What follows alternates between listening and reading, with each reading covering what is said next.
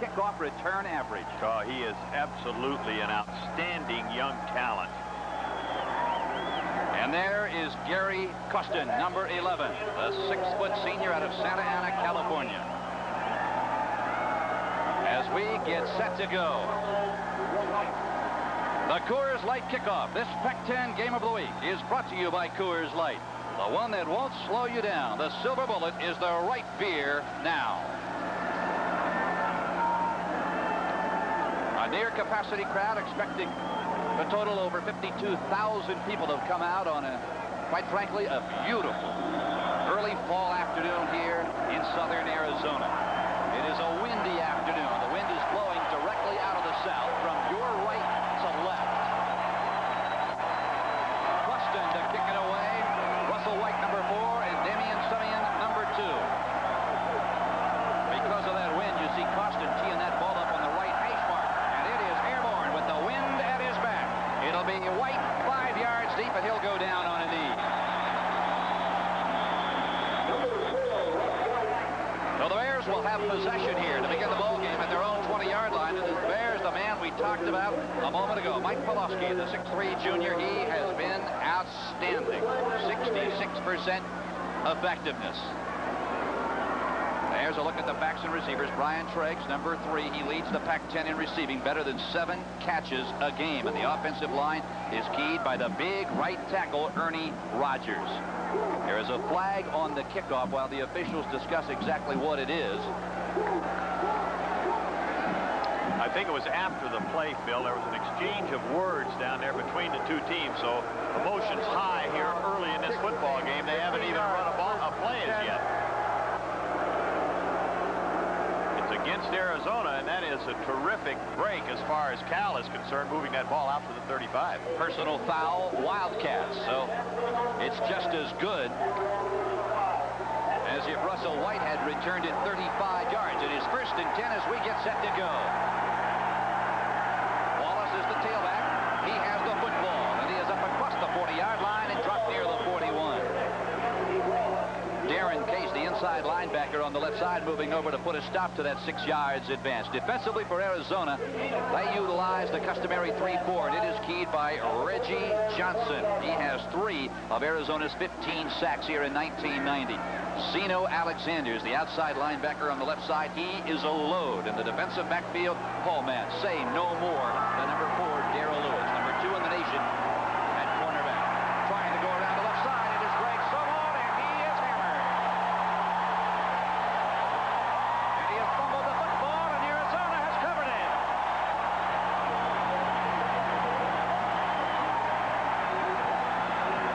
Paul Kalanick.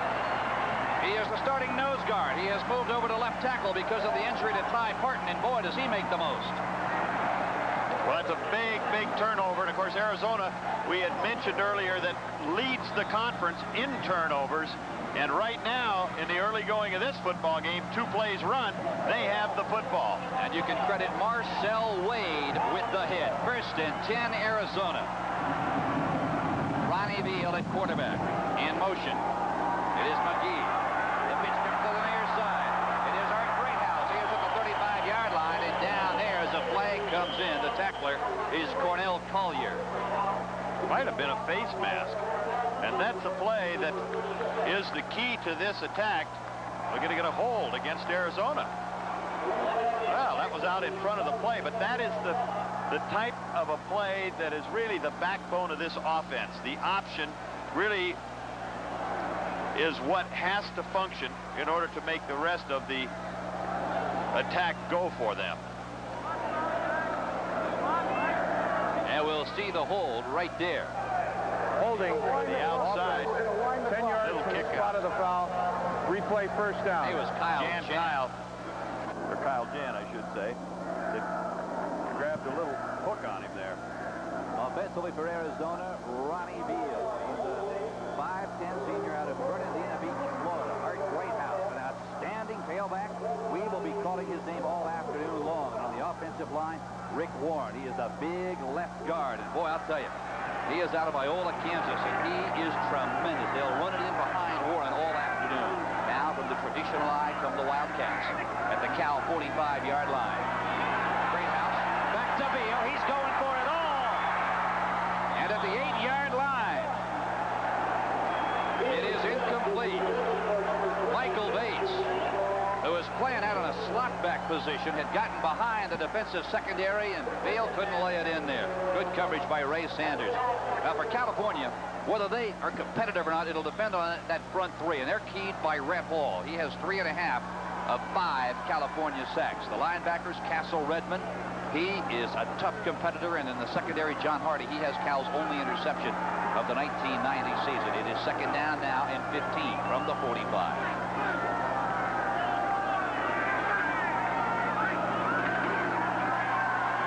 Beal, the handoff through the right side. Greathouse for the second time. There goes the Wildcat crew that stands already. They're getting an early start on moving him up through the crowd. Cal defensively, a little bit of an adjustment to deal with this running attack that Arizona features. A little unusual from what you would see normally. It isn't quite an I formation. They call it the I bone. Mike Streetnik, the only setback behind Beal. To the right side, no containment at all. Beal will let it go, and it is complete to the 27-yard line. And it goes into the big tight end, Richard Griffith. David Wilson with very, very lack coverage. Play a very soft zone.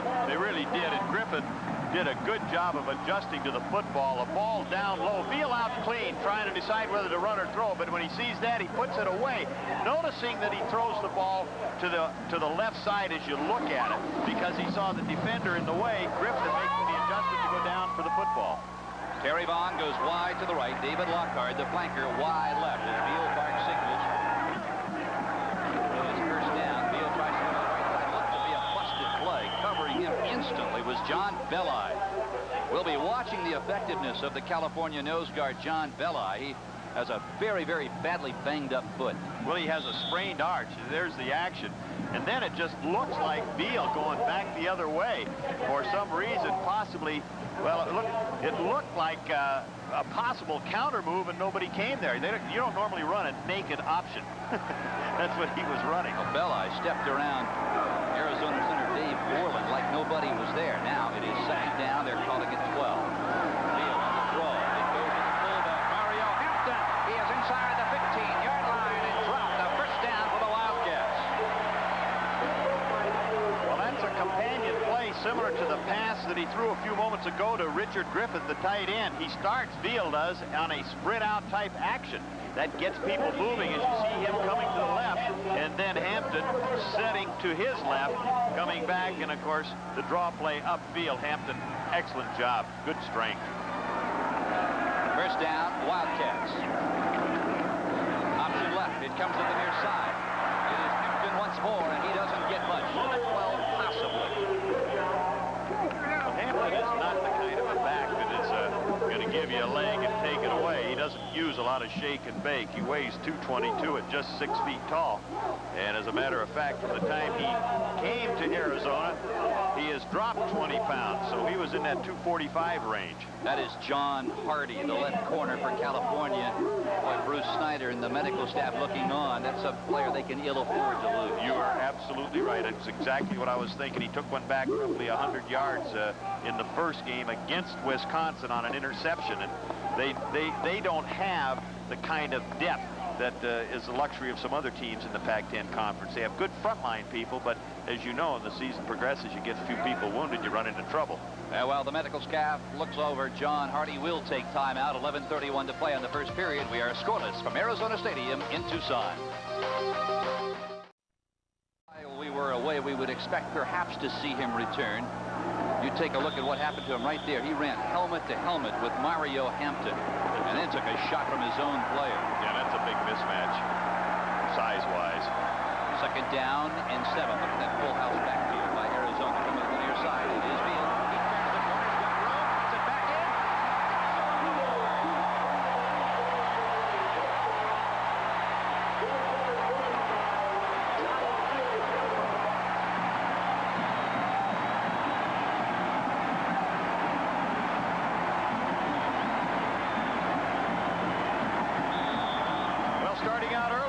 formation very effective coming down the line. They get the man in motion in front of it to help block out.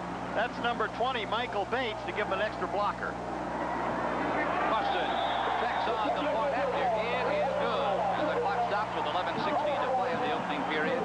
Arizona on the board over California 7-0. And that is something, Don Heinrich, that the Golden Bears cannot afford to do against a team that grinds it out on the ground as the Wildcats do. You can't allow them to get 2 or 3 touchdowns in front of you because they're going to keep the ball all day. Yes, they are. They're going to run probably 50 or 60 times in the course of this football game. Now, they've thrown their average for a quarter, and it's still 11:16 to go. So they're not going to put the ball up. But they want to dictate to you when they want to pass the ball, not because they have to. So they're going to run the ball against Cal. Now, Cal, on the other hand, defensively, has made some adjustments in this game. It doesn't look like it's helped, at least in the beginning. They got Cornell Collier, one of their linebackers, who is lined up back behind their 2 inside linebackers, Bill Ayer and Castle Redmond, somewhat like a rover or strong safety moving around to the play. They did not get a very good adjustment on that option, and quite frankly, give credit to the execution of Arizona, because they had a lot of Cal jerseys and players down on the ground with excellent blocking for Fields to turn the corner. We talked at the outset that that man right there adds so much versatility to the Wildcat attack. He's not a particularly gifted passer, but I'll tell you one thing, he runs the option and runs out of the eye as well as anybody they've had here under Dick Tomey. As well as anybody in the country. Absolutely. That's the way Dick Tomey feels. He's got great quickness, and as you can see, his cutting ability there at the goal line, breaking back in for 6 points. Boston lets it sail end over end. Again, it is Russell White, and this one will go out of the end zone. So White will be denied a possible return for the second time here in the ball game. Cal with their ball at their own 20-yard line on their second possession of the day. Well, that's one way to keep a guy that averages 45 yards a carry from hurting, isn't it? We'll see him earlier, too, later on as the game goes, and you see what the numbers are there. 3 minutes. It took him 8 plays to go the 40 yards, and then Beal a nice 12-yard run touchdown. So Alden Wallace, the running back, sitting Anthony Wallace as he crosses the 25 out across the 30, and is knocked off his feet there by Jeff Hammerschmidt. Hammerschmidt leading the Wildcat defense in tackles, and from his free safety spot, he has brought 24 players to their knees. Well, Anthony Wallace, a fine football player. He had 154 yards against Washington State a week ago, so you know he can rack them up. Zumwalt comes to the near side. The pitch again goes to Wallace. He turns it inside and runs into 4 Navy blue jerseys. Well, when they take Wallace out of there, they bring Russell White in. So they've got 2 real quality backs in the tailback position. They're going to carry football the majority of the time.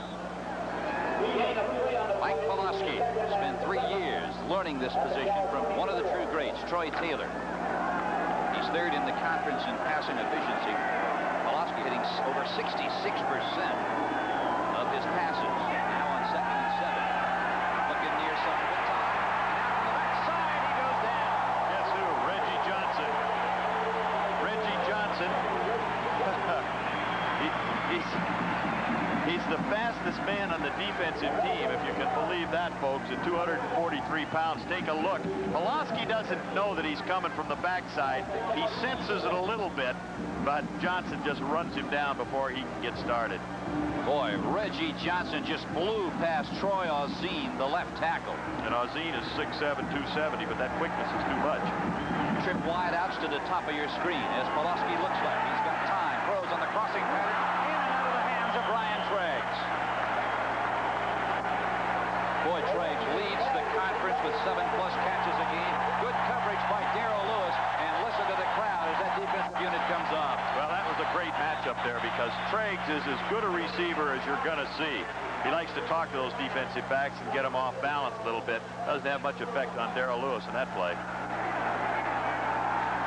Here's Robbie Keane, 3rd in the conference in punting with an average of better than 42 yards. And this is a beauty. And it's into a pretty good wind. It is taken at the 31-yard line by Darrell Lewis, and down he goes. A 44-yard punt. That'll stop the clock with 9:34 to play. Arizona over Cal, 7-0. You're watching the Pac-10 Game of the Week.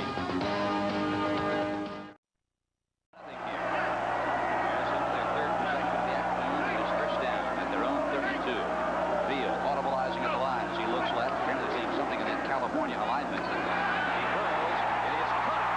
And out of bounds goes Kyle Jan. His first catch of the afternoon on the junior flanker out of Granada Hills High School in Granada Hills, California. And he is taken out by John Hardy. Well, I'll tell you what Ron Beal saw there.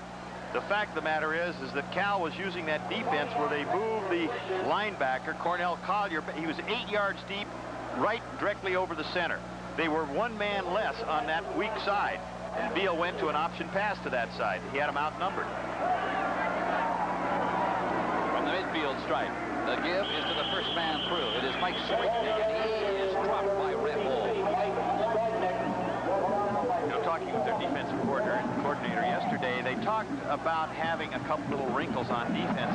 Putting Collier back there is to get him in pursuit of the play. However, he leaves the weak side of the defensive formation. And there's a big victory by USC, I'll tell you that. But when he leaves that side, then they're outnumbered that way, and Beal is running left. Second down in 7 from the 47. Comes near side, turns it in, crosses the 43, and is down at the 42. There's 3 plays in a row right here. One was the pass and 2 are runs. They've got Cal outflanked when they used that particular defense. They used it a year ago, and it worked against them. And look at Oregon in the 4th quarter. Wow. BYU, number 4 in the country. They won't be after that. And San Jose State, are they for real? Notre Dame, big over Purdue. Michigan, likewise, over the Terps of Maryland. Well, Lou Holtz must have been wondering, when's my team going to get a breather? They got one today. Cal jumped off the side there a little bit. John Belli, which we were told would probably go about as long as he could at that nose tackle with that sprained arch. Dead ball encroachment defense. First down. Traction in there too, you know, when you're in one of those down line positions, and particularly the nose tackle against a running team where you're getting a lot of guard tackle combination double teams on you. You've got to get those feet anchored into the ground and, you know, get a little resistance and get some leverage. And with a bad foot like that, it's difficult to do. Talk about this ground and this playing field. I tell you, it is one of the very, very best in all of football, high school, college, or the professional ranks.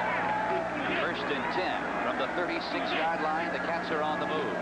There's a little counter, and whoa! Reggie McGill, I mean to tell you, he was hammered by Rhett Hall. Rhett Hall will hit the gap between the center and guard. As you look at it, the center blocking back, the tackle going, or the guard going across.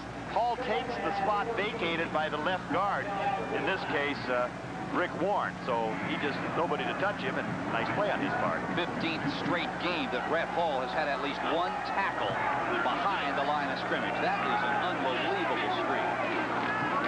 Beal comes near side. Now the reverse. It's McGill.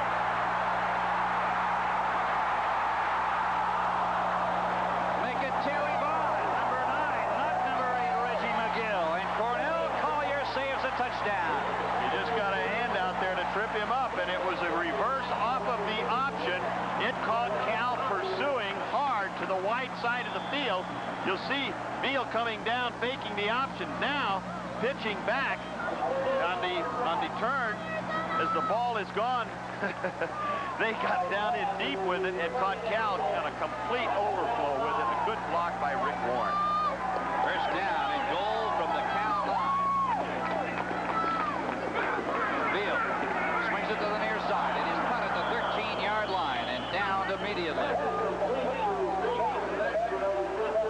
It's a one-man screen. What it amounted to.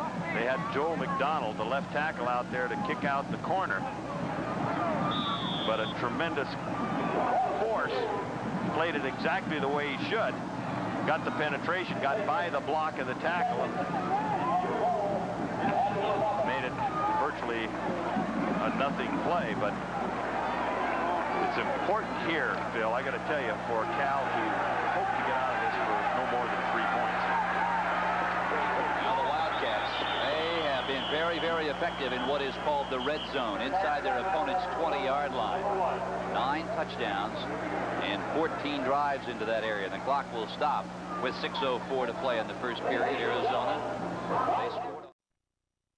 7-0 Arizona. They have the ball, 2nd and 11, and hit immediately at the fullback, Mike Straightney. Straightney only with 19 carries coming into this ball game. He's a senior fullback out of Westlake High School in Austin, Texas. Was originally the starter, and then Mario Hampton replaced him starting in this particular ball game. They got great depth. Well, they need him because they run so much.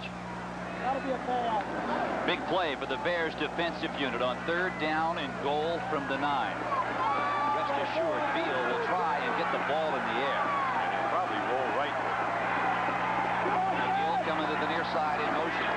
Beal, there's the give right up the middle. It is to Straightney again as he lumbers his way to the 6, maybe to the 5. It is Bill Ayer, the inside linebacker on the right side. Redshirt freshman who moved up to make the tackle. We talk about filling some big shoes. Don Ayer trying to replace the shoes left by David Ortega. Yeah, it's pretty tough. Not an easy task. That particular play there was the right side of the sprint draw as Beal was running to the right, dealing it off. He ran it to the left earlier in the game very successfully. That time Cal jumped on it pretty quickly. From the hold of Adam Grand, Gary Costin, who is 4 of 5 in the field goal department thus far on the year, will try and let this one go from 23 yards out. Good snap. Makes good contact, and he is right on target. Costin now with 232 career points. He is already number 4 on Arizona's all-time scoring list. Of course, who owns that distinction? None other than Max Zendejas. Wildcats all-time leading scorer. He's got a long way to go. 360 points. Let's pause now to let our local affiliates identify themselves. You're watching the Pac-10 Game of the Week on Prime Network.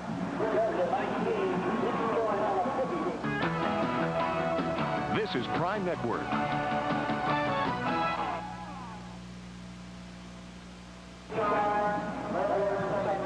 Along with Don Heinrich and Glenn Walker, I'm Bill Stone on a beautiful balmy fall afternoon here in the Sonoran Desert. We are at Arizona Stadium in Tucson, where the Wildcats, they struck on their first possession.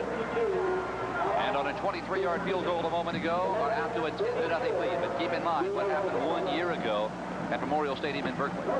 Cal came from behind, and it's been this team and the series that they've had at 5-4 and 2 in ball games where teams match up. It's hard to say what the ingredients are, but these two teams certainly do. So a lead does not really mean a whole lot this early in the football game. Boston with his 3rd kick of the day. And this one just sails high over Russell Whitehead and out of bounds for the 2nd time this afternoon. So White has watched 3 of them that he could not return. Yeah, well, that went behind him. That landed 5 yards in back of the back end line. You know, we're talking about the fact that this game and the matchup is so good. I think probably more importantly concerning Bruce Snyder and his team is that they've given up over 1,000 yards in the last 2 football games and 93 points.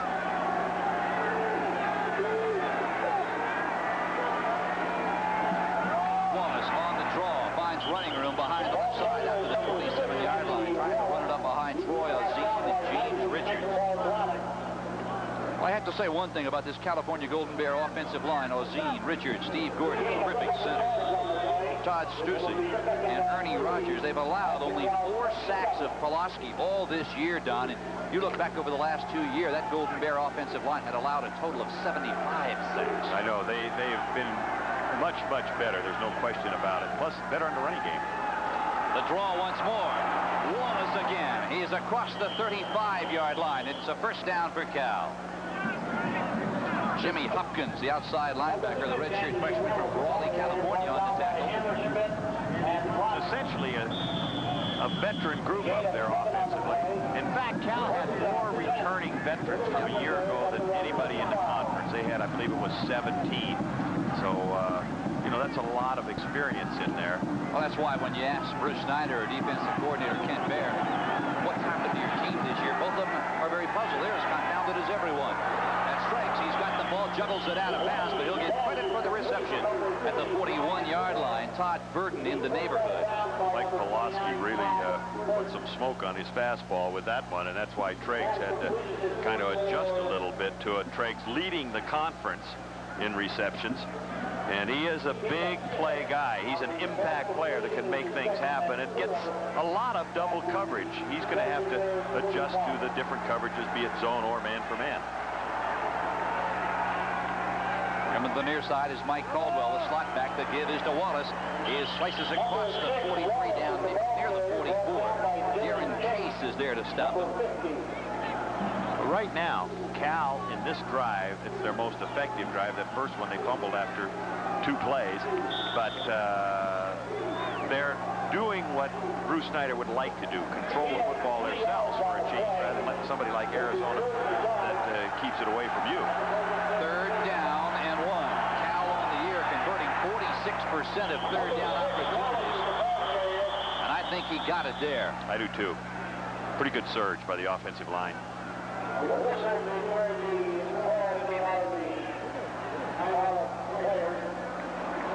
Forward progress will be measured at the 46-yard line, and that's a 1st down for the Bears. Boy, last week they had 30 first downs, piled up over 500 yards against Washington State, and somehow lost. Well, that's because Washington State scored 41 points. Oh, what a shot! Darren Case, right on top of Greg Zomo.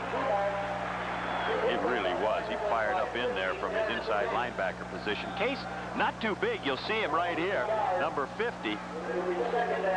He, at 220 pounds, as you see the hole open, but I mean, he closes it so quickly by darting in there, and he's happy with himself. Russell White, the lone setback. Play action coming near side. Pursued. Pawlowski delivers a football, and it is cut by the tight end, Anthony Grandison. Great pursuit by Ty Parton. Pawlowski was able to outrun him. Yeah, Parton was right in his face. Dick Tomey recruited.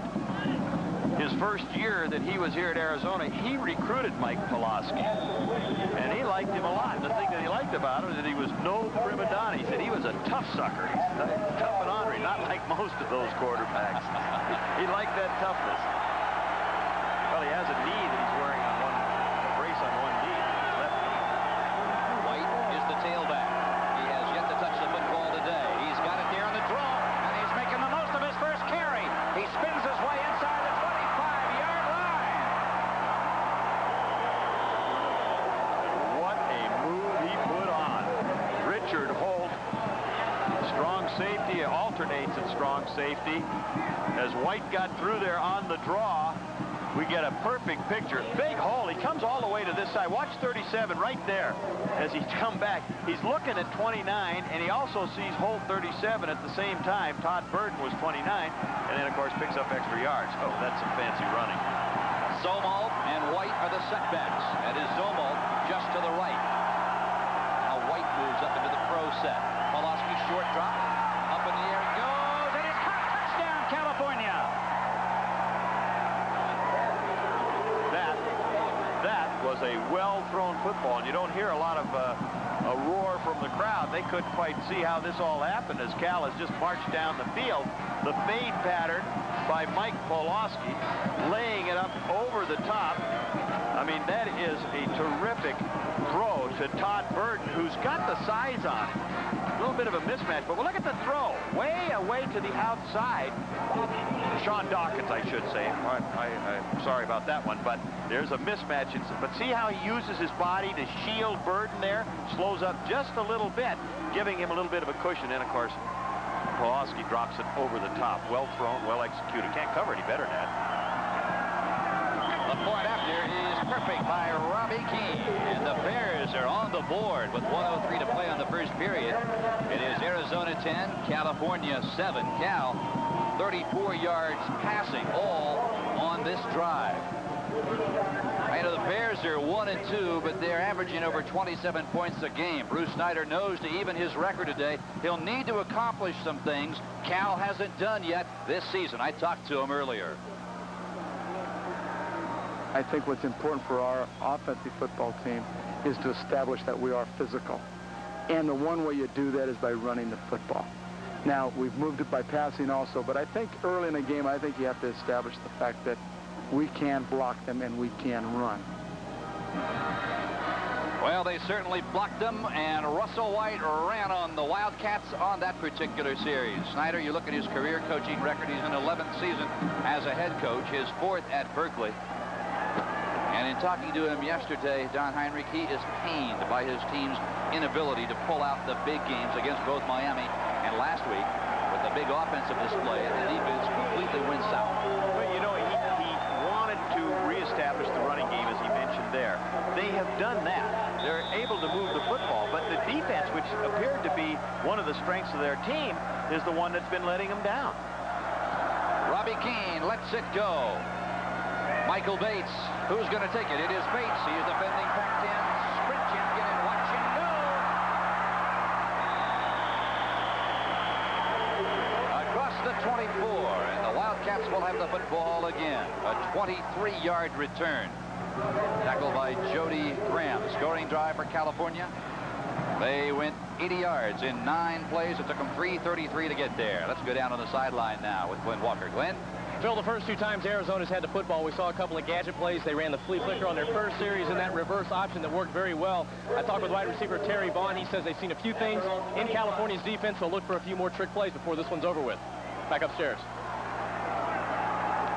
All right, Glenn, 55 seconds to play. First period, 10-7, Arizona. In motion, it is Reggie McGill to the near side. That is Beal on the quarterback draw, and it did not fool anybody. John Belli, the nose guard, has that very, very sore foot, just clogged up the middle. Nowhere for Ronnie Veal to go. Also with help from Chidi Ahanachi. Well, what they did right at that moment, good pronunciation too, Phil, incidentally. That's very nicely done. What they did just before the snap of the ball, they had a shifting of the defensive line, and they moved to the wide side of the field and got into the gaps where Arizona wanted to go with the football. Now they're lining up in those gaps. Look at that full house backfield in motion now to the near side. It is Bates. Beal rolling left, swings it out to the near side. It is caught. Reggie McGill takes it out of bounds at the 33-yard line, and it is Cornell Collier in hot pursuit.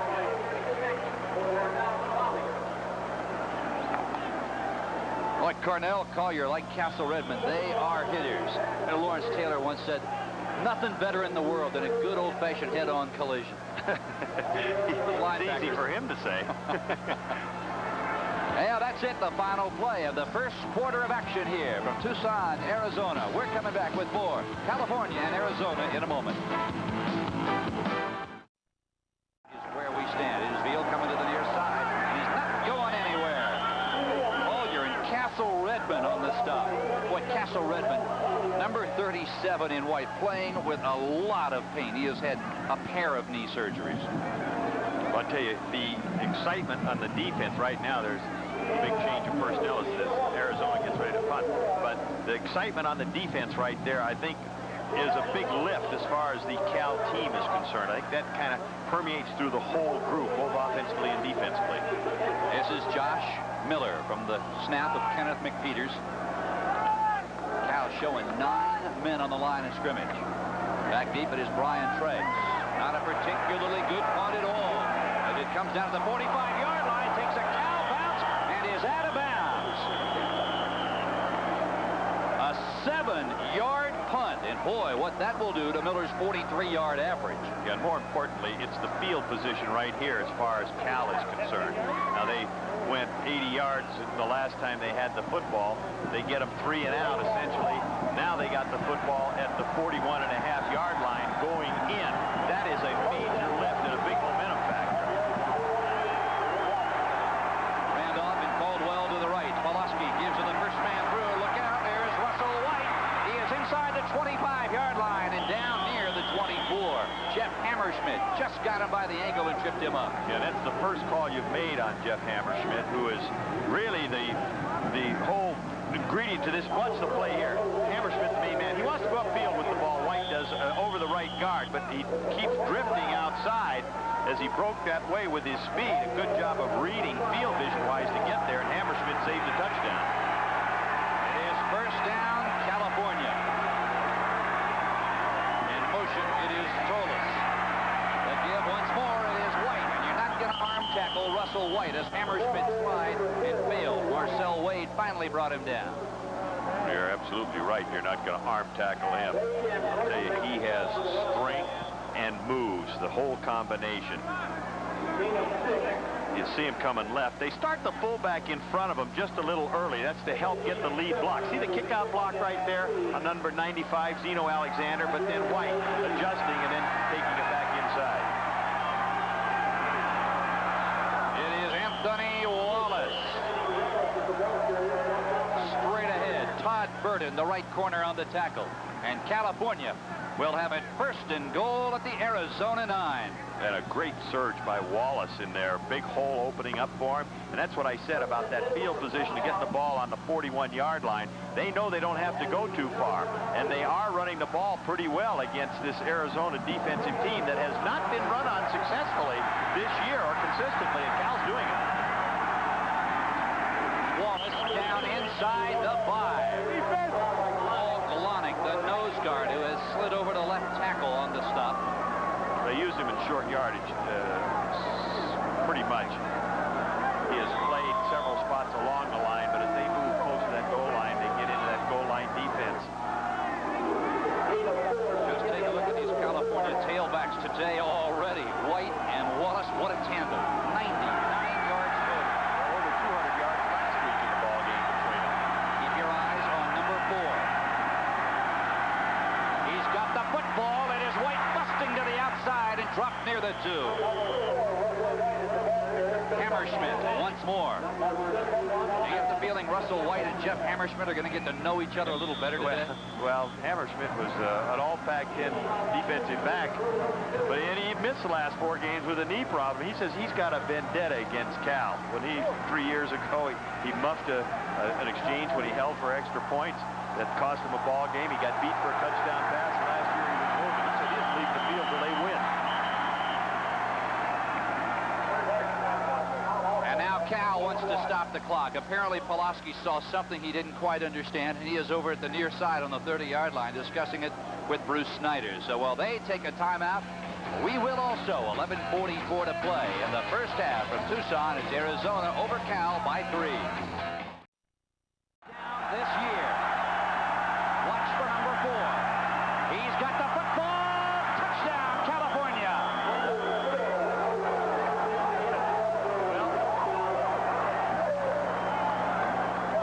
you don't hear a lot of a roar from the crowd here. It's kind of quieted this crowd down with Cal taking the lead, but when you talk about an offensive line doing things right, the backup in front of White, he doesn't. He moves a little bit. You'll see White. Tyson Tolles is ahead of him, but I mean that is good body lean going forward like that. You saw Pulaski coming out of there trying to get the handoff, stumbled and fell a little bit, but it all worked out. Robbie Keane to try and put him ahead by 4, and he has got it. Cal, they have run for 1, and they have passed for 1. And with 11:42 to play in the first half, the Wildcats of Arizona have to be a little bit surprised at what has taken place here on their home turf. They trail Arizona, trail California 14-10. Good surge by the offensive line. That's Hammerschmidt, 15, that overruns it there, just getting an arm on it. We talked about arm tackles not being able to do the job for him. And, of course, it was Marcel Wade that got run over there to go into the end zone. So that's some tough, hard running out of those 2 backs. They put up more yards on the ground. I think, what, over 100 yards? We looked at that stat, 99, a little bit ago. Here, there's 11:42 to go in the second quarter, and Arizona, on the average, only gives up 59 a football game. So this Cal team, as Bruce Snyder has said, he is going to put together a running attack, and they're certainly demonstrating it here so far in this football game.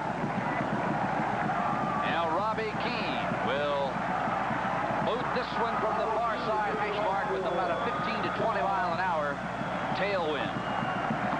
And back deep it is Reggie McGill and Michael Bates. Bates, and look at that one sail. Out of the end zone it goes. There'll be no return. Now California, surprise, surprise. One victory, 2 defeats here in 1990. The touchdown that put him out in front, it came from 2 yards away by Russell White, the outstanding sophomore tailback from Crespi High School. And a big key play in that drive also was by White. That was the 6-pointer, but he got one that was nothing in the middle and took it to the outside and got it in deep. First and 10, Arizona, with 11:42 to play in the first half. That is McGill in motion. The give goes to Art Greathouse, 5'10", 206-pound grad student from McClintock High School in Tempe. Well, Southern California all over Ohio State and Columbus, 35-26. That ball game not even as close as the final score would indicate. There's the surprise of the afternoon thus far. Missouri easily handling the Sun Devils. Nebraska likewise over the Beavers of Oregon State. Second down and 5.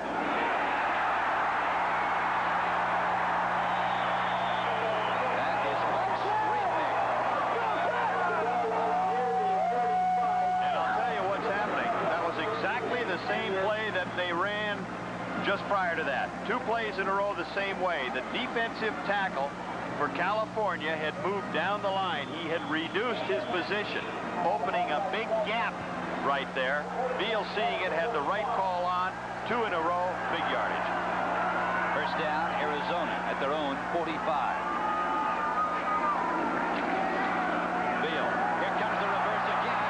Look out, Terry Vaughn is going nowhere. Great job by Chidi Ahanatu, the 6'2", 260-pound sophomore left tackle, and he stayed at home. Well, with this play, and we saw it run earlier, good penetration right there, the right-hand part of your screen, number 72. A good job from the standpoint of getting penetration, but then staying at home, as you said, was the key to the thing by not over-pursuing it and dropped him for a nice loss. Second down and 16. The up back is Straitnick. Beal comes near side, looks right, now comes to the right side on a little flare. Now it goes to Art Greathouse, and he doesn't get a whole lot. Tackled shy of the 45-yard line by Castle Redmond. You know, I've always thought, from a quarterback standpoint, Ronnie Beal executing there, that one of the most difficult things has to be that in this kind of an attack, that he has an option when the pass is called. That particular play has a back swinging out of the backfield. He has receivers upfield, and he can choose to run it. So he has to look upfield, make a determination whether to throw upfield. If not that, run the football. If not that, throw to the third guy swinging out, which is what he did. Passing situation, Arizona. Bates goes in motion. The give is right up the middle. It's the fullback, Mario Hampton. And there is nothing there. Maybe a yard. It'll be 4th down and 9. And quite frankly, I can't understand that play selection, Don. You're out at the 45-yard line on 3rd down and 9. Neither could some of the fans. They were booing just a little bit. Rick Warren, the offensive left guard, was pulling, trapping the defensive tackle of the Cal Bears. They thought they might split one, but, you know, Arizona doesn't throw much anyway, so they're going to play those kind of plays a little better, I think. Josh Miller, his last punt, sailed all of 7, count them, 7 yards. This one, a little better. Brian Triggs is going to let it go right by him inside the 5-yard line. It goes, and it'll be down at the 1.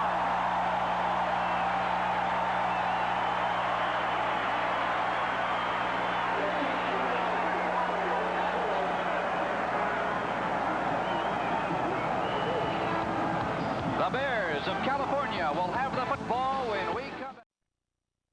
Cal with their 5th possession of the afternoon, and that is Russell White as he bangs his way out near the 4, trying to follow Ernie Rogers, that big right tackle, and Todd Stussy. And I'll tell you what else. When you say big, they are big, but Steve Gordon, the center, who Bruce Snyder feels is as good a center as there is in the country, got some pretty good movement up front. Normally you don't see maybe a sneak from that position. That ball was set almost inside of the 1. They went right at the power of Arizona and picked up some yardage. Triggs goes wide right. That is Russell White again. He is out near near the 7-yard line. He is stopped there by Marcel Wade and Reggie Johnson. I'll tell you right now, the offensive coordinator for Cal has got to be so tempted to want to throw the football, but he knows he has a 14-10 lead at this stage. All he's thinking is, I hope we can pick up the first down. We'll play it conservative, but I want to get some area for my punter, figuring that they're going to get us 3 and out, give him some operating room, and look at the numbers there. Surprising, I think, from the rushing standpoint, that Cal outdoing Arizona at this stage. 3rd down and 4. Play action. Molosky with time. The ball is tipped, and it is incomplete. Well, I think Paul Kalanick got it, and the defense has held. And it's the first time we've seen the crowd kind of support their team or rise to the occasion with a little bit of support. In this case, the defense, and that ball popping up in the air like it did, Cal a little bit fortunate that it wasn't picked off. Let's give credit where credit is due. That was Reggie Johnson, the right tackle. Darrell Lewis had a 75-yard return this year already. Robbie Keane, good punt. It's standing out of bounds, straddling the sideline is Darrell Lewis. So the Wildcats will have the ball at the Cal 49-yard line, following a 47-yard punt. As I was going to say, Phil, and I jumped in there with you, Lewis had one returned that was called back, but when I said, whoa, that was in case of mishandling the punt for a moment there, the snap of before the punt, and that could have been a major, major disaster for Cal. Well, I mentioned at the outset of our telecast that punting could play a big part in this game, as both the Bears and Arizona play a very, very aggressive punting game. Ronnie Veal, at quarterback for the Wildcats. In motion, it is McGill as the pitch goes to the wide side. And is Art Greathouse. He is on his feet to the 44-yard line and down there by Bill Ayre. Bill Ayre, the redshirt freshman, trying to somehow find a way to replace the great David Ortega, and thus far today he's done a pretty fair job. Yes, he has. And that's one of the better jobs they've done playing that option, despite the fact that they picked up almost 7 yards. Arizona's best success has come running the option. Earlier this year, they hadn't utilized it quite as much. Coming into this game, a little more effective.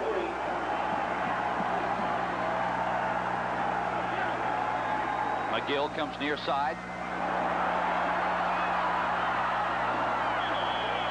That is Bates. Boy, is he something. Castle Redmond. Great lateral pursuit in getting to the outside to contain Michael Bates. You're right. When he gets his hand on a football, you just think something's going to happen. He makes it look like as he comes out there. And the defense coming across. 36 in this case is the adjustment that Cal has made in Cornell Collier to try and play it as a rover back and get that pursuit angle as you saw him there come across for the play. Mario Hampton, the up back. That is McGill back there, as is Michael Bates. Audibilizing, it is Veal. And I believe he got the first down, but not by a lot. In fact, it may be closer than we think. Stops the clock with 5:40 to play in the first half. Cal 14, the 16th ranked Wildcats of Arizona 10. Pretty good line surge right here as he goes down underneath. Looks like he has it. You always get tossed back. If you're underneath that pile, it's kind of ugly. People are punching you, hitting at you, and dragging you, pulling you back. And if they'll give you the full spot, and this one is a close spot, quite frankly, I don't know that Arizona got all of the ball on this one. The measurement's going to be most important, as it frequently is. They got it. Doesn't get a whole lot closer than that, does it, Phil? Couple of inches, room to spare. First down, Arizona. Had them all the way, right? Never a doubt. Dick Tomey knew it. Of course. And Bruce Snyder said, we held them. Come on. Give us a break.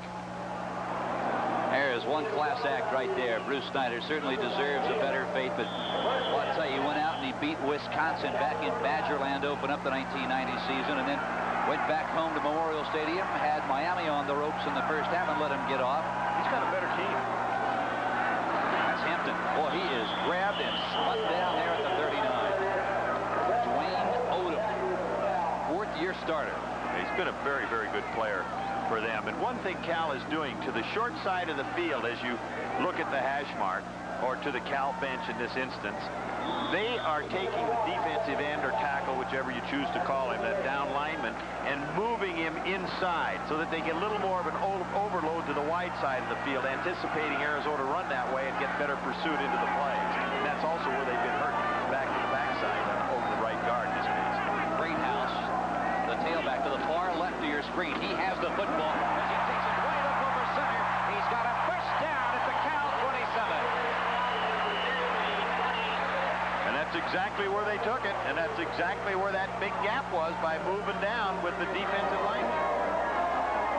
Stay with us at halftime as we present College Football Today's Halftime Report. Tony Hernandez brings you all the scores and highlights of today's action.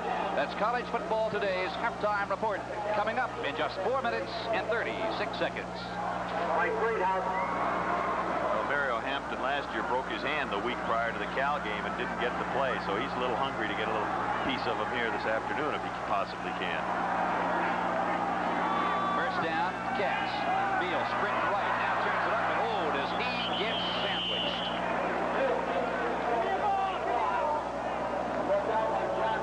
Was trying to get the ball to Reggie McGill. Well, there again is an example. You'll see him come down the line after the play fake. He's looking to the receiver. He has the choice, run or pass. You see the back swinging out of the backfield there. That's Michael Bates. But they're into the short side of the field, so he can't string it out, giving him more time or buy time to make a decision. As a result, the pursuit drills him. Jan Kyle goes wide to the left. It is second down and 8. And flags fly. That will go against Arizona, I believe. And in this case, they were starting out to go to the wide side of the field. And I would suspect at halftime, there's 3:39 to go here in the second quarter. Arizona's false start. Still second down.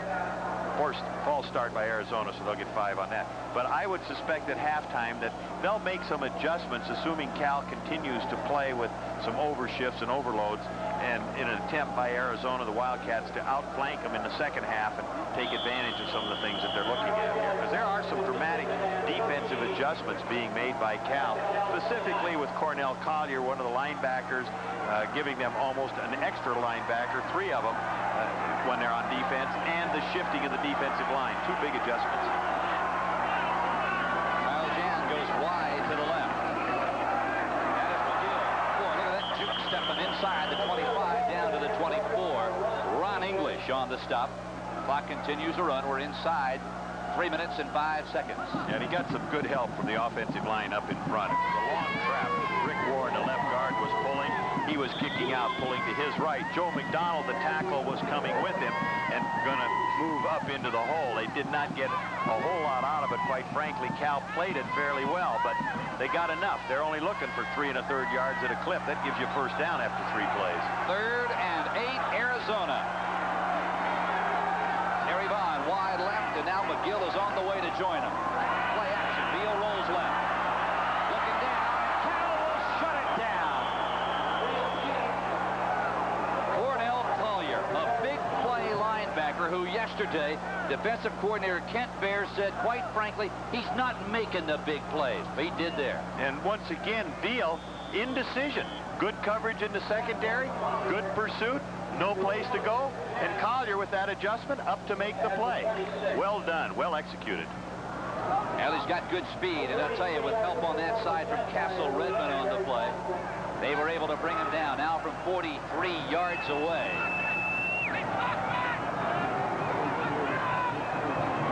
Gary Costin. He has hit 4 of 5. It's on the way. And it's good. His first field goal from outside the 40-yard line, and that'll stop the clock with 1:47 to play. And the first half, it's Cal 14, Arizona 13. You're watching the Pac-10 Game of the Week. A near-capacity crowd has to be somewhat shocked by what they have seen thus far. Arizona went 23 yards on 9 plays, but look how long it took them to get there. 5:24, but I'll tell you what, they don't care. They got 3 points from the toe of Gary Costin, and that is where we stand. As Costin gets set to kick it away, the senior out of Mater Dei High School in Santa Ana, California. and Russell White should have a return. He's got it at the 11.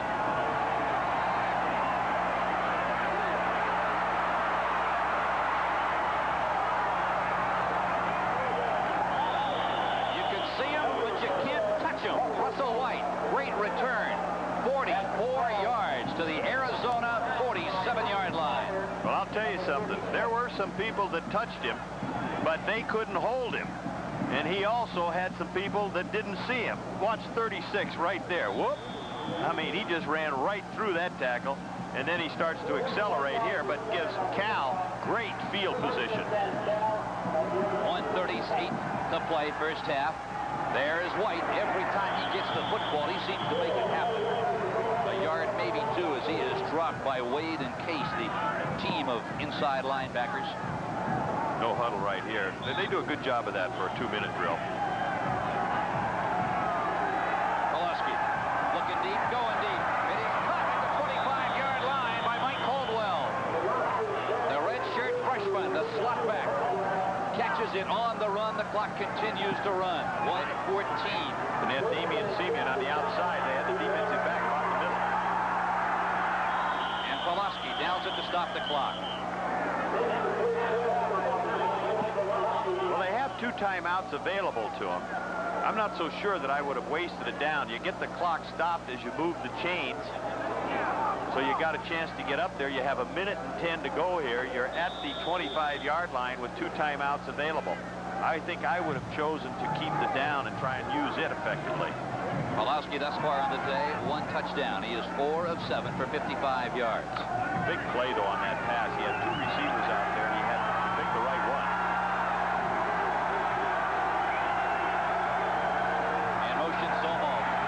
The give is to Anthony Wallace, and he doesn't get anything. Man, I'll tell you, he ran into Rob Waldrop and Paul Glonick and got nothing. Nothing at all. Sure, now it's 3rd down. See, they used that 1st down to stop the clock, and you got to wonder why Greg Zomo. I mean, he's doing a nice job, but it's Anthony Wallace and Russell White that have been hurting him. Zomo and Wallace are the backs. Play action, Pulaski. He's going for it, and he's caught at the 11-yard line. Damian Semien, the 6'1 freshman who last week in his first start against Washington State caught 4 passes for 97 yards. He is a speedster. Yeah, one up for 58 yards, which is the longest reception of the year here so far for Cal. And now a timeout by Pulaski.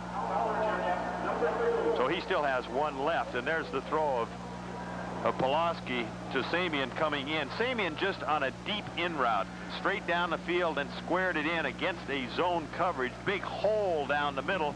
Excellent protection for Pulaski. So he managed on a 3rd and long to pick it up. An extremely important play on Cal's part here, leading 14-13, getting ready to go into halftime. Now the Pac-10 game of the week returns to the Prime Network lineup on Saturday, October 13th. We're not certain where we're going to be that weekend. We'll be either in Eugene as Oregon takes on Washington, or in Corvallis as the Beavers host the Arizona Wildcats.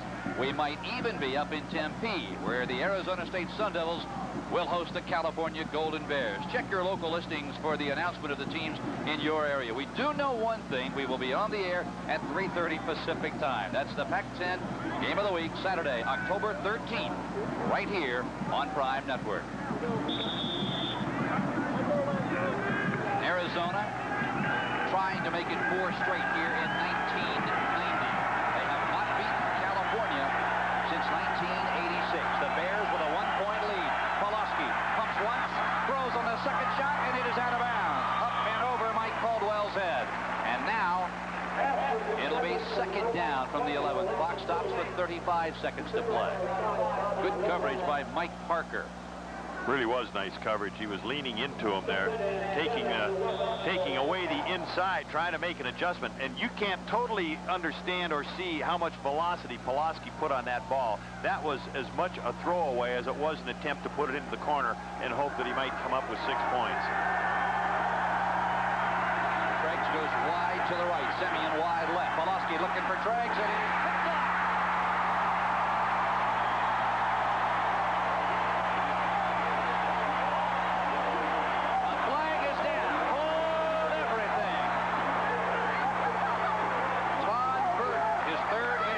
of the year. Arizona's 10th That was really a very, very discouraging interception at this point in the football game, because you could go up on top with another touchdown. Illegal block below the waist during the return against the intercepting team. Half the distance to the goal line. 1st and 10 for Arizona. The interception will stand, but will move it back halfway to the goal. Well, Mike Pulaski never, ever sees the defensive back. As you see him drop back, firing out to the right side. He has that thing zeroed in all the way. Todd Burden does, and just is waiting for it to be thrown.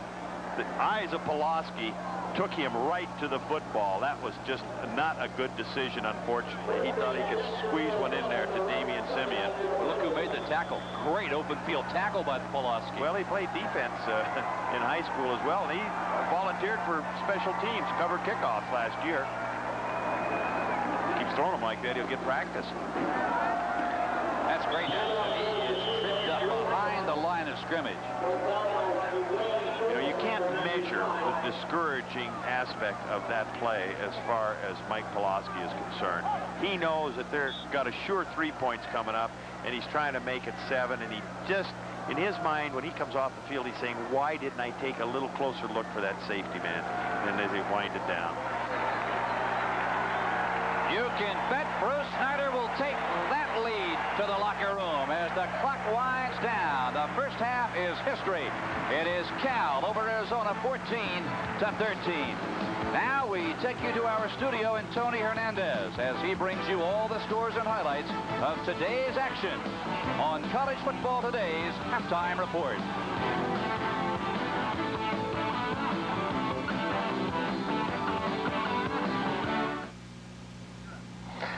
Hello, I'm Tony Hernandez back in our Prime Network studios in Northern California. You're watching the Pac-10 game of the week between Cal and Arizona. The Golden Bears leading 14-13. We'll have our halftime report for you in just a moment.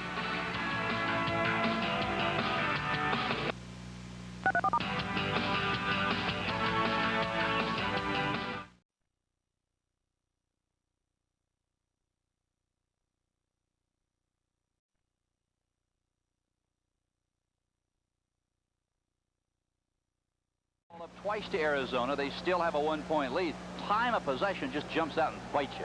Well, Cal had excellent field position. They did have the one long drive, but look at those passing yards by Cal. 69. You would expect them to have more yards in the air. The big one, however, Mike Pulaski in the end zone for the touchdown.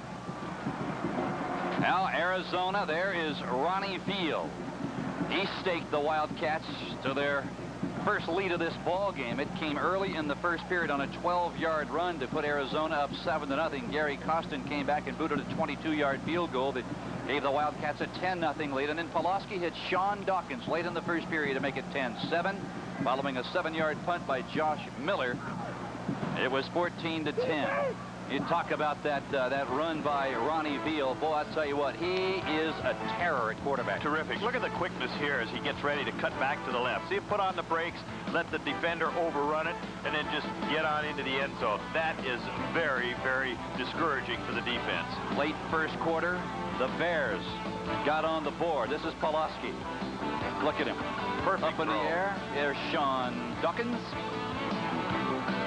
That made it 10-7, and then following that 7-yard punt by Arizona's Josh Miller, give it to the sophomore. Oh, watch Russell White break through those arm tackles, take it in the end zone. There'll be a lot of linebackers and defensive backs around the conference that are going to be getting that same kind of medicine from him in the years to come.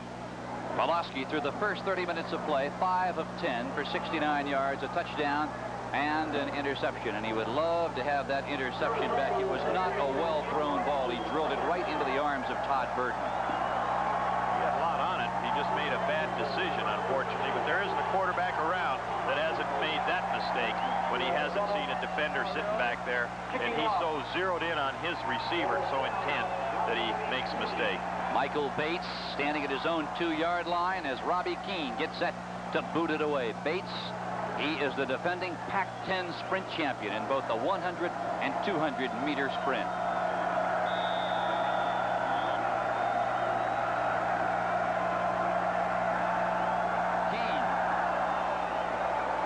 End over end, Bates, 6 yards deep, He'll go down on a knee.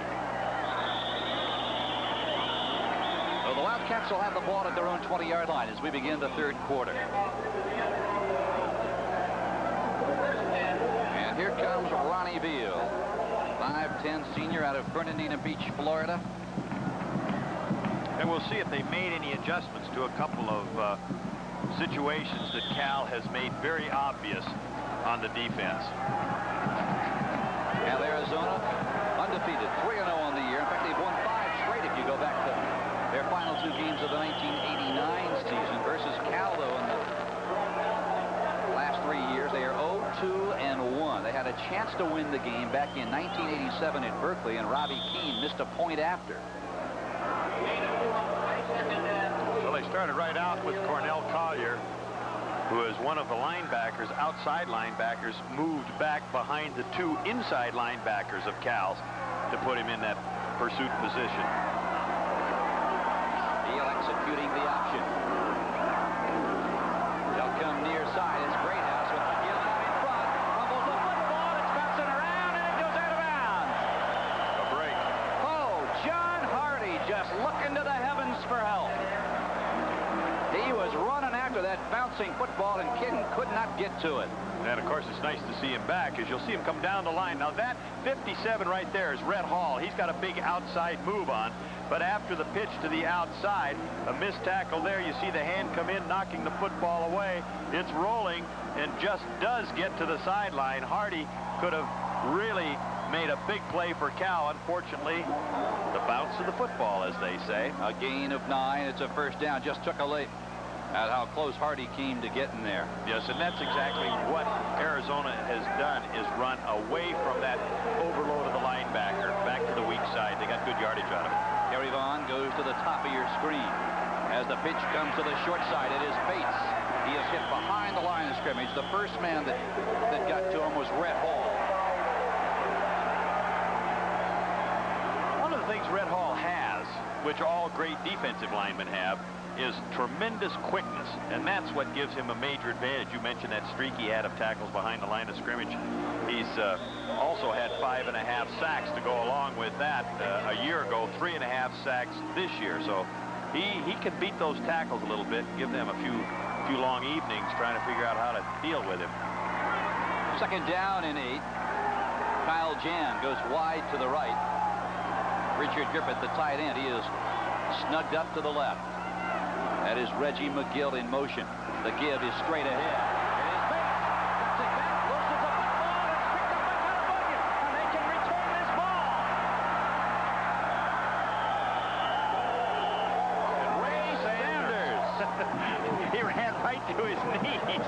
He isn't used to running with the football. He found himself so open going down the sideline. He went to put a move on, and all he did was run right to his knees. But this is something you don't see a Dick Tomey team do very often, and that's turn the football over. Bates running through there. Oh, that's a trip, quite frankly, with that hand up there. But there's the man that causes the fumble at that point, and the good hop in favor of Cal. And once again, Arizona ran at the weakness of the defense of Cal, but unfortunately, they lost the football. Last year, the defense would not have been able to return the ball. They would have had it at the point of recovery. A rule change here in 1990 allows the defense to run with it.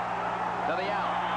And it is incomplete. Pass intended for Damian Semien. A little anxious on the part of Mike Pulaski there. Semien lining up in the slot, running a short out type of a move towards the sideline. Pulaski, from a timing aspect, he had it going quickly as Sanders happy with that play. And stays on his feet, he goes to the end zone. Safety's got to play pitch pass.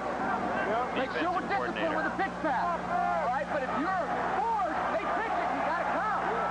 Okay? Second down and 10.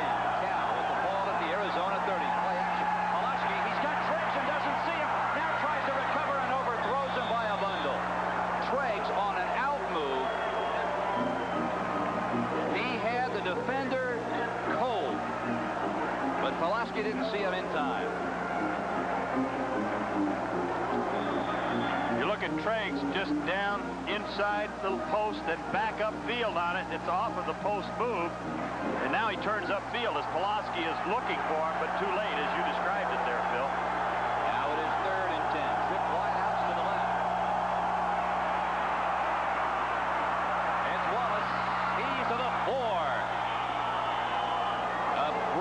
bit of play calling by Bruce Snyder. Bobby Rowland, the last man that could get to him, brought him down. An excellent execution. Right side of your screen. Draw action. They bring the tackle across.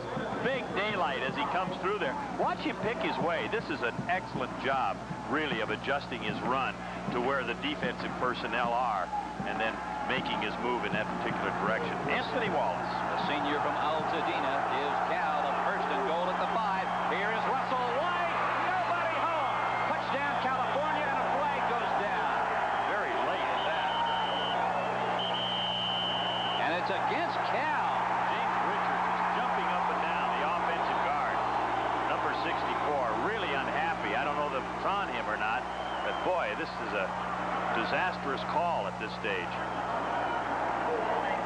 Against California. The hold, boy, what a ridiculous penalty. The hold came after White was already a yard into the end zone. It really was. Well, I'll tell you what, there's no doubt James Richards knows it is on him. 6'5", 290-pound senior. Got the rest of his offensive linemen trying to give him a little moral support right here, so it's back to work. Now they're at the 11. First and goal.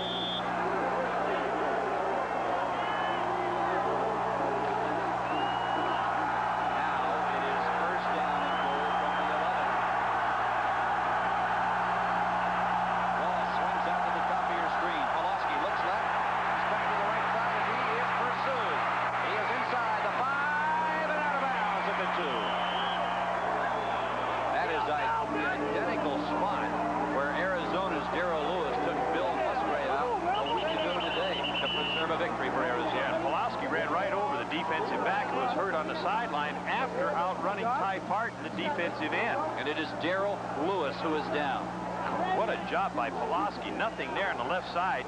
Wanted to throw it. You see coming after him is Parton. Can't quite get to him. Now Pulaski's going to lower his head here. Right at this point, little stiff arm. Boom. Get underneath him. And he really drilled Darrell Lewis, who was a tough hitter himself.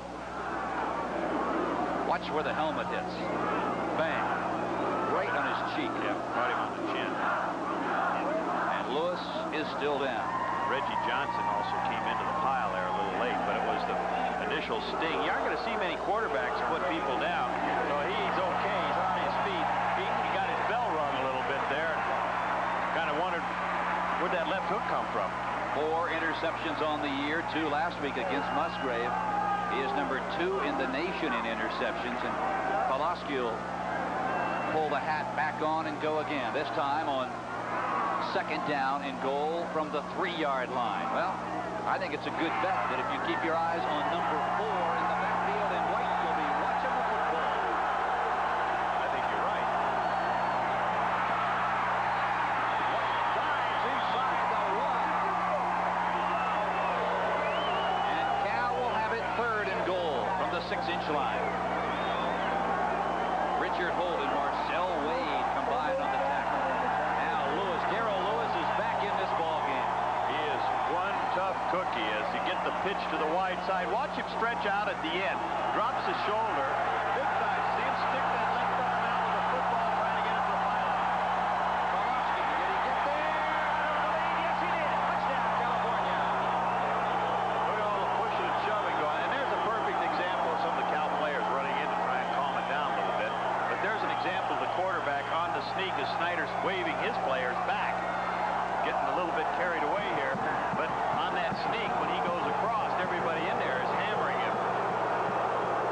The crowd says no, the ref says yes. That's what counts.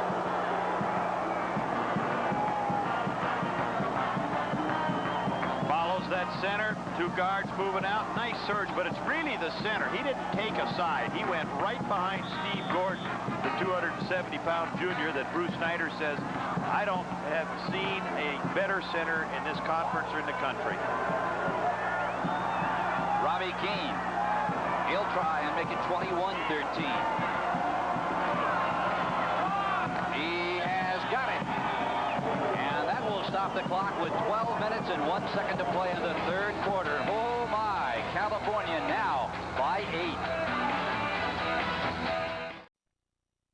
California 21, the 16th ranked Wildcats of Arizona 13. And there's a man who has to be somewhat concerned, Dick Tomey. Oh, his Wildcats are off to a 3-0 start, trying to make it 4-0 for the first time since the '86 season. There is Bates, and he's coming out to the 23 and down there. Scott Robinson, number 43 on the tackle. Now California on their first possession of the third period. They went 30 yards in 7 plays. It took them 1:19 to get there. And their quarterback went a yard right behind his big, tough center, Steve Gordon. Set up by the Buffaloes. Do you think turnovers don't hurt? They do. Well, the Golden Bear likes what he's seeing right now. Bates in motion. Play action. Beal wants to put it up. Bates is running free. Beal can't get to him, and he has tackled it to 22. Boy, Michael Bates went across the 40-yard line, and if he'd have yelled, he'd have heard an echo. Nobody was around him. That's a great line. I like that. In one of these canyons here in Tucson. That's right. But you're absolutely right. It was actually pretty well played as far as the defense line and linebackers were concerned to sort of keep contain on Beal. But give us one receiver. Second down and 9, Arizona. The 24. Beal comes near side on the option. Is lassoed at the 26. Fumbles the football, and who's got it? They may call Beal down at the 26. It was actually picked up by Rhett Hall after Castle Redmond leveled him. And they're going to rule it down. Little hand fake there to the back coming in and then turning upfield on the option. No question he wasn't going to pitch it. He was going to run. But as he's kind of carrying the ball loosely, you can see it there. He is down when the ball comes out. But he was carrying it a little bit, as they used to say, like a loaf of bread. You got to squeeze it and put it away. Kyle Jan goes wide right. Terry Vaughn is wide to the left. Now out of the eye. It is McGill in motion. Out to Reggie. Overthrown. Reggie had to see John Hardy out of the corner of his eye.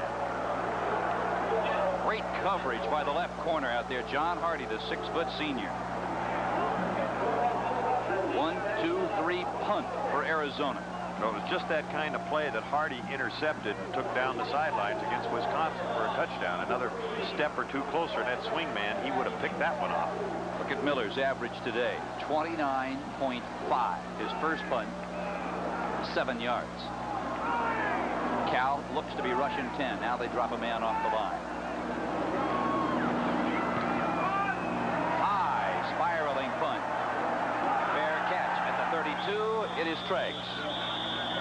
A 42-yard punt. Clock stops with 10:15 to play in the third period. Cal will have the football. You're watching the Pac-10 Game of the Week. Clock running. That's White. Boy, I'll tell you, he's not big. 6 foot. He goes 200 pounds, but he's got the thighs of an Earl Campbell. Yeah, and the late drive and the body lean as Jeff Hammerschmidt pulled him down. You said run, and he is doing it. Hammerschmidt, the Bronco Nagurski Award. Look at those numbers rushing the football, and that's given to the top player that plays both ways if need be, which he has done. White's got it again. This time to the line of scrimmage and nothing more.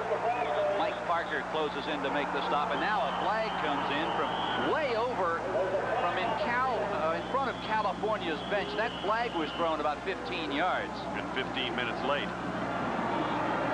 No, it's against Arizona. Yeah, it is. But I often wonder how an official that's 50 yards away can throw a flag like that when one that's right on top of it doesn't make a call. Dick Tomey not happy. That's one of the things he emphasizes, is not to get penalties and turnovers that are going to cause you problems, hurt you in the course of a game, as the officials explaining it to them. In this game, they've had a couple of turnovers, and here dead ball, personal foul against Arizona. 15 yards from the end of the run, first down. Boy, oh boy, those will kill you. You're down by 8. The play is over on the far side of the field, and you're taking a pop at somebody. Yeah, that is absolutely foolish. There's a lot of time in the football game, too. You shouldn't get all that excited this early in a ball game. Let your frustration get away from you.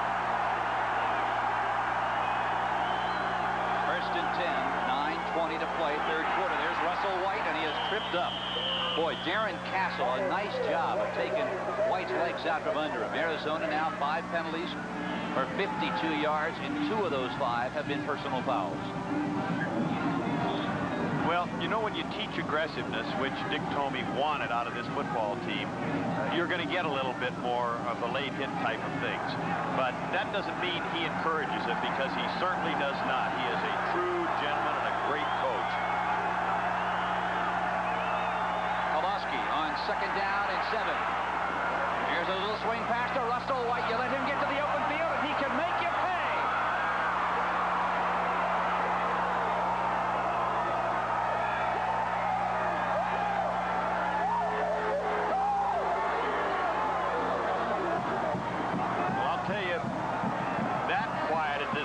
You heard nothing from them, but you talk about the right call at the right time. A blitz was on. They had a screen out to the left side, executed absolutely perfect, got the lineman in front of it. There wasn't a lot of pursuit from the inside.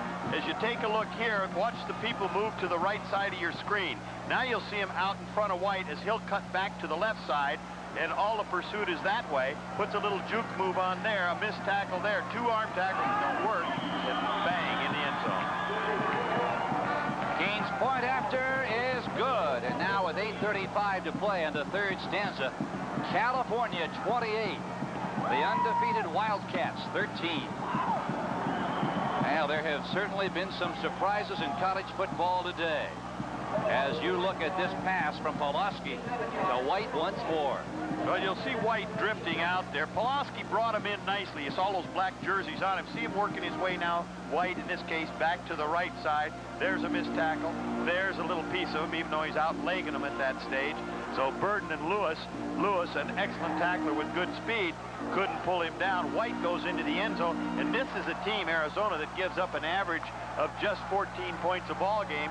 Cal has put up 28 so far. Yeah, they also are used to getting up about 73 yards on the ground, and so far today, Cal has doubled that total. They're up over 160 yards on the ground against this very, very stingy Wildcat defense. Today, it has not been so much the ineffective play of Arizona, Don, I don't believe, as much as it has been a superb offensive and defensive meshing of the Golden Bears gears. Well, you're right, Bill, and as Bruce Snyder had said, he made a pledge to this football team and to the Bear followers that they were going to be a better running offensive football team, and they have certainly demonstrated it here this afternoon.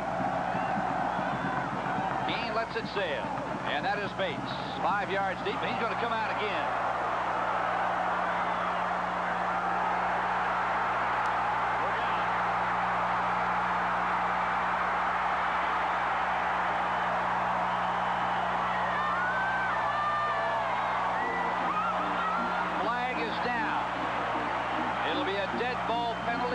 Somebody, but that will not negate the return of Michael Bates as he took it inside, bounced to the outside, and nearly outran the containment. Well, this is in a row he should really not have brought out, but he's trying to make something happen in himself.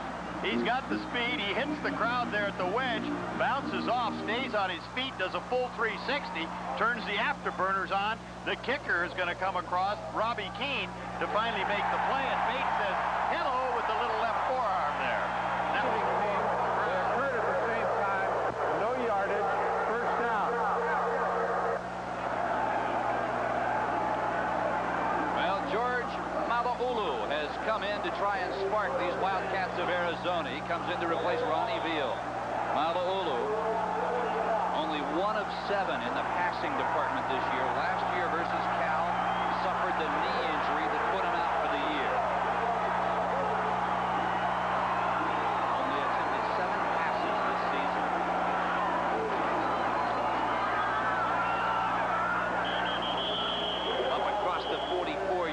goes Art Greathouse, and that trip ends as he runs into a Mac named Mac Travis.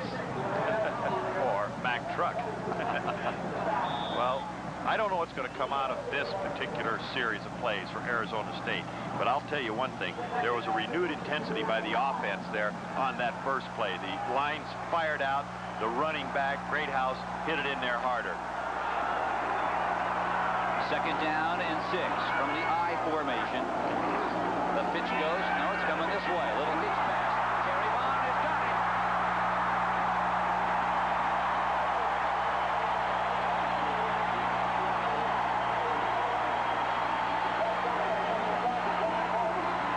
A little razzle-dazzle. As you'll see, Malauulu, the step up there by Vaughn and back, a one-man screen. Malauulu firing it out to him. Looking to make a miss there with that little juke on Ray Sanders. How nicely done. There's Malauulu as he fires it out there, the left-hander. Meantime, one of the offensive linemen to tackle misses. Joe McDonald gets out in front to throw a block in order to spring Vaughn. A first down for the Cats at the 37-yard line of Cal. They're down 28-13. Malauulu is grabbed at the ankle and spun down by Rhett Hall. A flag is down right into the interior of the line. It went. Great penetration. Mac Travis, I think, felt that he was being held, but he had a hard slashing move to the inside. The right guard is Finian Ganofu, 332-pounder. Nice tackle there by Finian. And, of course, the play is stopped, and they're given the options to Cal. Holding offense will be accepted. Replay first down, 1st and 20. It's been an interesting ball game. 12 different receivers have caught passes. 6 by Arizona, which you don't expect, and 6 by the Bears, which you do. That's Finian Ganofu that you're looking at, number 61. Vince Smith alongside of him. He's 343, so you got the right guard at 332, the right tackle at 343. I don't know where they get him. Look at that. Whew. We're talking some big folks here. Vincent Smith, boy, they grow him big in Louisiana. He's out of Los Angeles. Locke High School, as a matter of fact. You got to wonder, a guy that big, or any people in that position, why would you ever have to hold? You'd blot the sun out. First down and 20. There goes McGill to the top of your screen. Malauulu looking down the center of the field. It is in and out of the hands of number 20, Michael Bates. Boy, he had that ball. Yes, he did. And a good adjustment by Malauulu to look out to the right side and then come back down the middle. Now, he really can't see with those hands up in front of his face and 48 cutting in front of him. He anticipates where Bates is going to be, and he thinks it's in there. He thought it was a completion. Can't do too much better than that, and Bates did not hang on to it. Now it is 2nd and 20. Cal going with a nickel defense. Malauulu. The pitch to Greathouse. A first down at the Bears' 19-yard line. And a nice save by David Wilson. We have a player down back at the 45-yard line. It looks like Dave Borland, the center. The pitch coming down the line. A little bit of indecision here because the defensive backer there, the linebacker, Cornell Collier, made him wait for a moment. But when he did make the choice, they picked up big yards down that sideline. It was a foot race and a nice saving tackle by Wilson. Now they're looking over Borland's right knee, and you barely saw it as Malauulu pulled away from Moreland. Moreland the center. It appeared as if somebody from Cal came back. Moreland is up now, and he's going to try and walk off. And boy, I tell you, he was filling in himself for Paul Toppelmeyer, who was out with a bad ankle sprain. Yeah, so they're hurting in that offensive center position. Now, it'll be interesting to see who's going to handle the snapping chores now. Well, apparently Toppelmeyer has gone in, ankle sprain and all. Well, comes from good stock. His brother currently playing pro ball, who had been a 4-year starter here himself, and not too far back. But the intensity of this ball game, Phil, 6:30 to go, has increased significantly.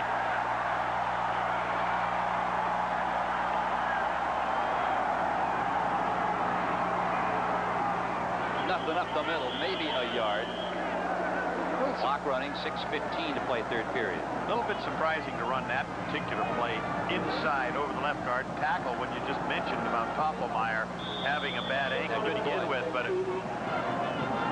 the execution and the exchange, I think, was a problem. It is, as we get a look at it. But surprisingly, I don't know, were they going to play the old Fumblerooski there or something? Because Malabulu went right through the fake like he had the football that's laying on the ground. Wait a minute, you can't go anywhere without the Rusty. Flags are down. Everybody was moving. I got a feeling everybody on the Arizona offensive line was still laughing. Well, and the Cal guys are saying, where's the football? I mean, everybody was fooled on that one, including Malahulu. Dead ball, false start, offense. I want to know if Dick Tomey's going to put this play on their highlights film this year. Down Look on at the that. ground. See, number 60, I'm not sure who was going to pick it up. Rick Warren looked like he was getting ready to pick the ball up. He can't get in to get the football. It's a big pile of bodies down there. When I say big bodies, with that right side of this Arizona team, both of them well over 300. Whew, and penalties have hurt. They have hurt the Wildcats dearly. Wide to the right is Bates. Cal will play, I believe, in soft zone coverage as his crowd comes alive. Malolu, play action. Coming to the near side for Jan. It is knocked away. Beautiful by Ray Sanders, getting a hand in there. Ball thrown just a little bit late. But that was an excellent job throwing the football.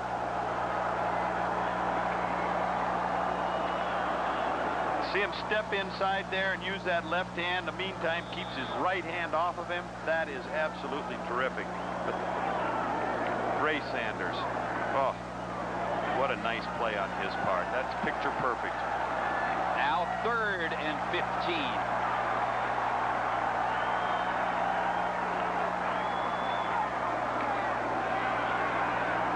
Malolo knocked away again by Ray Sanders. Two in a row, baby, and they were going to Michael Bates, that 100 and 200 sprinter you're talking about. I tell you, he didn't pay any attention. He was so locked in on that football. They had a blitz coming from the outside. They show the coverage all the way. Watch right down the middle of your screen, all the operating room. That's what Malahulu sees. But look at that nice play by Sanders once again to get the left hand in, keep the right hand off. This one from 41 yards away. Or are they going to fake it? Gary Costin. He's got one from 43. He's going to let it sail, and he got it. Clock stops with 5:16 to play in the third quarter, and now it's Cal by 12, 28-16. Their 16th ranked Wildcats being handled by California to the tune of 28-16 with 5:16 to play in the third quarter.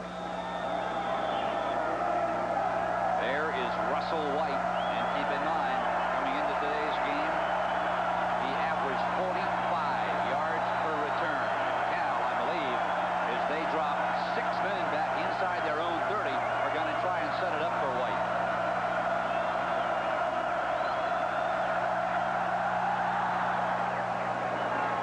A squibber. It is taken at the 5-yard line. Out across the 17. And that's where Marty Holly is going to be dropped.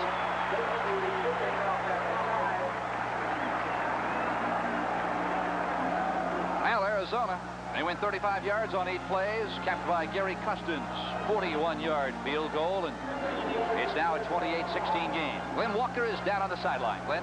Phil, we saw Dave Borland helped out the field, the starting center for Arizona. He told me he pulled a medial collateral ligament in his right knee. It's on ice right now. He says maybe he can get back in this ball game. They can surely use him. Back upstairs. There's no doubt about that. Glenn Walker is Toppelmeyer is banged up as well. The give is to White across the 20 and down to the 21. Paul Blahnik on the stop.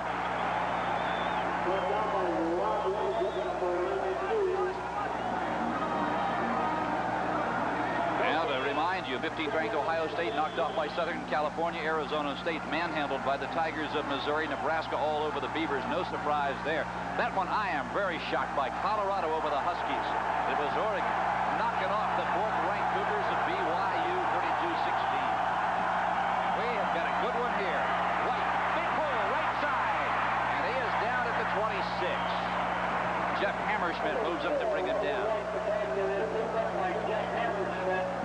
Other scores around the nation today. It was San Jose State over Stanford. Boy, oh boy. Denny Green not happy. Notre Dame finally gets an easy one as they knock off the Boilermakers. Michigan doing a number on Maryland. It was Virginia. Close game early. Then they just blew by William and Mary. Oklahoma by the Kansas Ball Club, 31-17. 4 minutes to play, third period. On 3rd and 3. That's White. He is down at the 28-yard line. First man to get to him was Mike Parker, and I thought for a moment as if Parker might have grabbed an incidental face mask. No flags will fall, and the Cats will get the football. From the right side, penetration right where White is going. You see the spin off and good action and penetration by the defenders, particularly the linebackers right there. Good surge by the up front people for Arizona. Keene to kick it away, and oh, does he get a good one. Fair catch by Lewis at the 30-yard line. On the run with it. Well, the Wildcats will have the football at their own 30-yard line. Other scores around the nation today. I'll tell you, upsets have abounded, and we've got one here. It was Florida over Mississippi State, 34-21. Clemson, 19th in the nation, bypassing Duke. Georgia Tech over the Gamecocks, 27-6. It was West Virginia over the Panthers, 38-24. And what is wrong with Pitt this year? Well, it's hard to say because that is another big upset. Here with 3:18 to play in the third period, it is Cal by 12. The battle cry here in Arizona since way back in 1926 has been bear down. Dead ball, false start, offense. You know, you see the big, in a three-point stance. the big letters bear down out there in the center of the field. It has absolutely nothing to do with the Golden Bears. Back in 1926, the Arizona quarterback Button Salmon was killed as a result of an auto accident, but on his deathbed he told his coach Pop McHale to tell his teammates to bear down for the rest of the season. And it has really been the battle cry here at Arizona since way back in 1926. In fact, their old basketball gymnasium used to be called Bear Down Gym, and it still stands here. Out across the 29 near the 30-yard line, it is Mario Hampton. Clock running, 3:05, 3:04, 28-16 Cal. It is second down and 10 Arizona.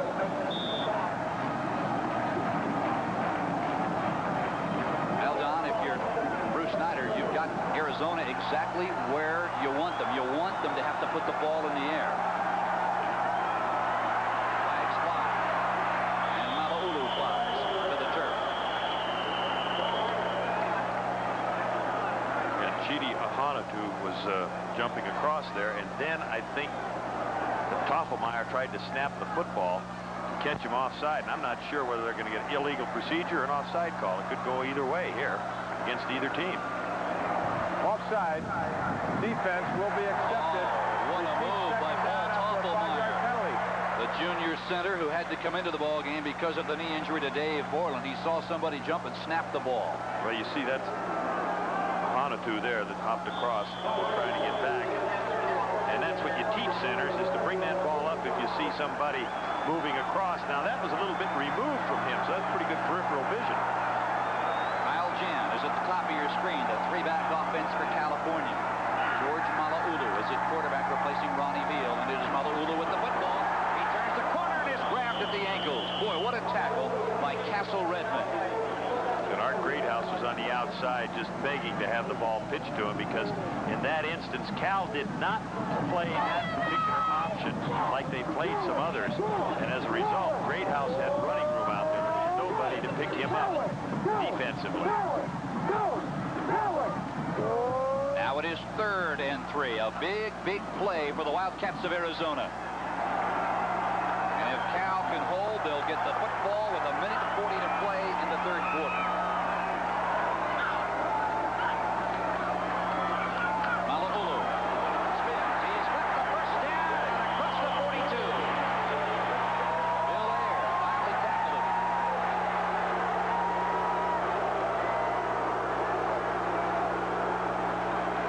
Well, again, rather than pitch, you'll see number 3 out in front of it. He could have, but he felt that he had enough to get the 3 yards. And, of course, draws a big crowd in a hurry. And then one of the Cal players gave him a little extra shove as he was getting up off the pile, and that was what the booing from the crowd was. They thought a flag should have been thrown. You know, Mala'ulu, when he went out last year against these Bears at Memorial Stadium, he was leading the Pac-10 in passing efficiency. That's McGill in motion. Mala'ulu gives to Greathouse, and he is banged at the line of scrimmage by Redmond.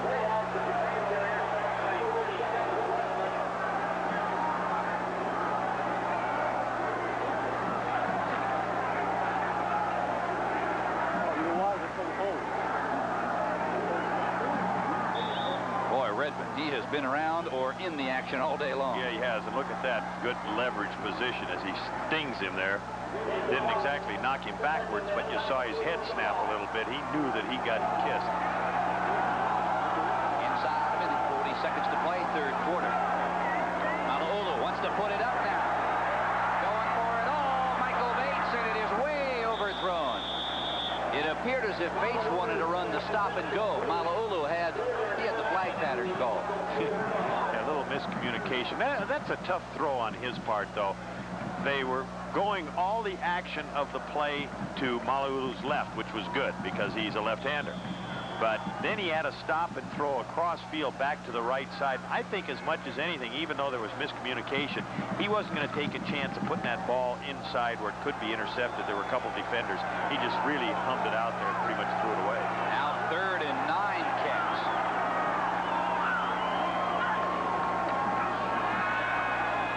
Mala'ulu with time. No pressure at all. Now comes near side. Throws and is caught at the 43-yard line. And it's a first down for Arizona. Richard Griffith, tight end. Good job by Mala'ulu to find him. No contain as he ran to his left. And, of course, a good adjustment on Griffith's part to start getting into his vision there. As you see Mala'ulu running left looking for somebody. Cal closing in. Now you see Griffith coming into the picture. But that was a good job. He came all the way from right to left to get into his plane of vision so he could throw the football to him. A very, very big first down for the Wildcats. 1st and 10, Arizona. 5 seconds remaining in the 3rd period. Will they get a playoff? 3, 2, 1. And they just got it off, or did they? No, they did not. Boy, what a first 3 quarters of action we have seen here from Arizona Stadium and Tucson. Cal over the 16th ranked Wildcats, 28-16. We're coming back.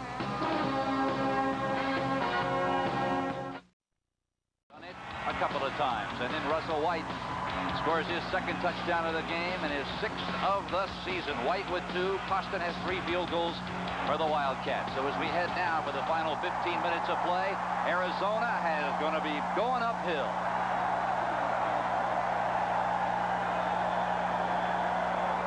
First and 10, Wildcats. George Mala'ulu replaced Ronnie Veal midway through the 3rd period. Since then, Arizona has showed signs of moving the ball through the air.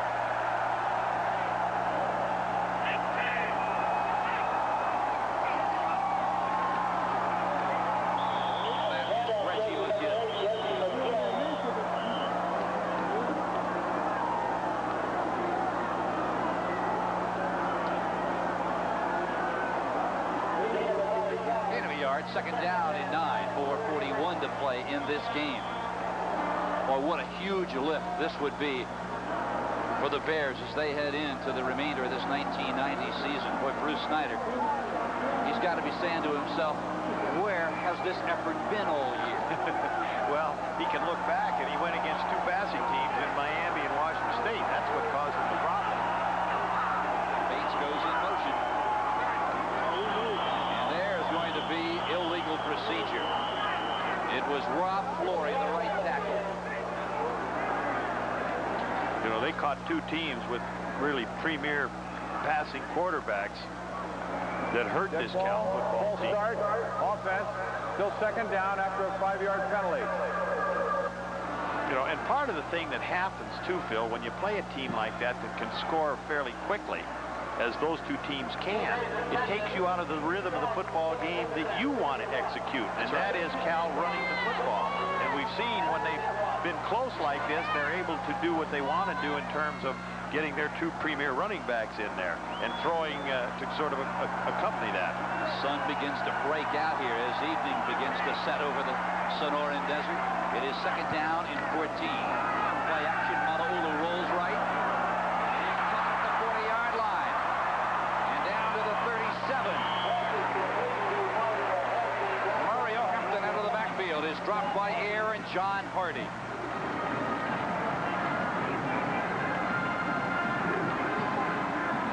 Again, the play action look, and he comes out clean into the flat. Ball a little behind him, but good hands there to turn around and get it, and 4 Cal players jump on him. One thing that Cal has done throughout this football game, they have shown the coverage in the secondary. And whatever combination they're going to use, whether they're going to double cover the outside, conventional zone, you name it, they've placed their people out there well in advance of the play so the quarterback can get a good long look at it. It's a help to a quarterback. Arizona has thrown to 7 different receivers today. Going into this ball game, they only have averaged 8 passes a game. Yes, and what they're doing, as Dick Tomey told us yesterday, we don't want to throw because we have to, and right now they virtually have to throw the ball. But they want to be able to dictate it. We're coming back. 13-13 to play here from Arizona Stadium. It's Cal by 12. You're watching the Pac-10 Game of the Week. Hampton stuffed at the line of scrimmage, maybe a yard. Let's pause to let our local affiliates identify themselves. You're watching the Pac-10 Game of the Week on Prime Network. Watching Home Team Sports, the channel you cheer for. And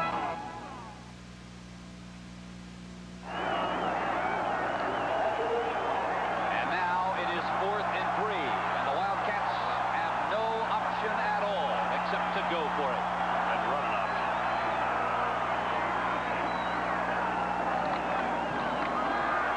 Nothing. Drop for a loss. What a job. Red Wall and Mac Travis. Mac Travis was the man.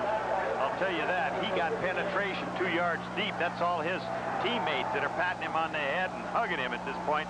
Watching the backfield, you'll see that jersey and headgear start way out in front of everybody else and just wrap them up. But what a big play, and the crowd was booing. They didn't like that particular call. One of the players are down on the field. Can't quite tell. It looks like an Arizona player, but that is the key time where everybody pretty well bunched inside, that the option is most effective. But in this case, they had George Mala'ulu, who doesn't run it quite as well as Ronnie Veal in the ball game. And it looks like it's the outside linebacker. Yes, it is. Cornell Collier, he's all right. Yeah, and he's the guy that's been playing in that, what you might call rover position throughout the ball game against Arizona, and also flew up into that pile. But it was really Mac Travis that made that play. Excellent job. Here come the Bears of California, 12:30 to go. Pulaski, right over the top. Brent Woodall, tight end, had it right smack on the numbers. Good job by Pulaski. Arizona getting a little bit anxious right now with 12:26 to go. They had 7 people coming in the blitz that time. Pulaski read it and went to the pass. The quick little look into the tight end would have been good for about 3 or 4 yards, but they dropped it. Right to the bottom of your screen. Damian Simeon goes to the top on 2nd down and 10. The pitch goes down when he walks. He is cut down at the 39-yard line by Mike Parker. Yeah, but the guy that really made the play was Bobby Rowland, the strong safety. He came across in penetration on the pitch, forcing him back to the inside. Here's a good example of the linebacker in pursuit. In this case, Mike Parker making the play, but it was really that safety that forced it inside so he could make it. Coordinated defense. Chip wide outs to the bottom. Now Zomo shifts up to the right side. Pulaski looking left. Pressure releases. And it is overthrown. The pass intended for Damian Simeon. Reggie Johnson, I believe, forced the trajectory of Pawlowski's pass a little more vertical than he might ordinarily have wanted.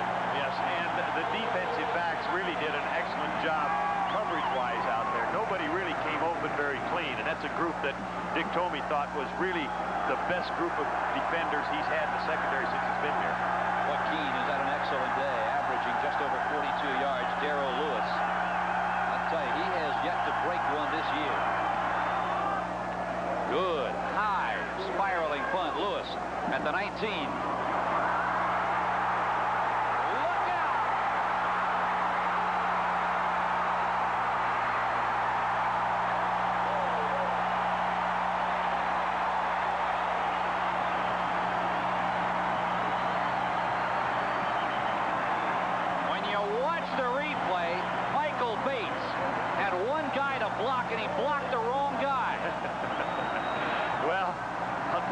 Said it, you called it.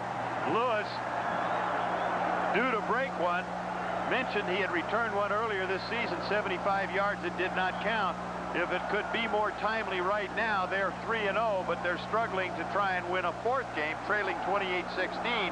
Lewis brings them back to excellent field position. Had Michael Bates gone upfield in front of Lewis and put a block on the punter, Robbie Keane, Lewis would have broken it. Let's go down to the sideline now and Glenn Walker. Glenn? Well, that was a big play there by Mr. Lewis. Now, the California team, their coaches have told the offense, we need you to get the ball, hold on to it, keep our defense off the field to give them a break. They didn't do that. 3 downs and outs. That's not what they want. If they're going to win this ball game, they need to get the ball and hold on to it. The Arizona offense continues to control the ball, and that keeps them in the ball game. They still got a chance to win this one. Indeed, they do. There is a California Golden Bear hurt down at the 15-yard line, and the medical staff is helping him up. We still can't get a... He's limping a little, now but it appears okay. Yeah, he's kind of trotting Jody off the Graham. field. He's a freshman reserve corner. A 42-yard punt by Keane, a 42-yard return by Lewis. Well, Lewis started as a running back when he first came here in 1987, so switched to defense. He's no stranger to packing that football, and it was a nice job on his part to pick his way, and Keane saved the touchdown, like you mentioned. The right block there, the choice of the blocker, would have made the difference.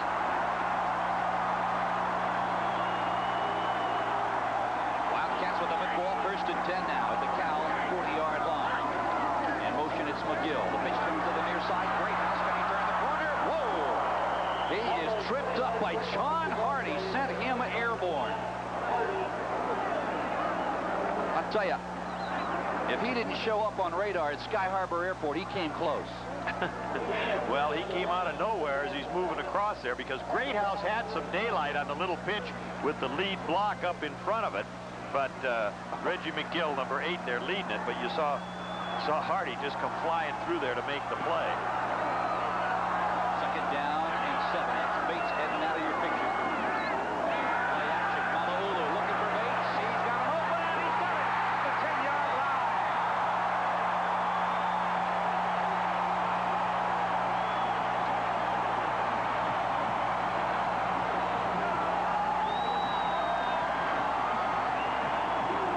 Look at the passing lane for Bates open up, and he did an excellent job of waiting for Bates to clear the defender and hit the open area. You see the upraised hand, the left corner, goes down low on the adjustment to the throw, but a good job by Malaulu to put it in there, and they're knocking at the door. Bruce Snyder. The pulse quickening. Bates again in motion. The give is to Greathouse.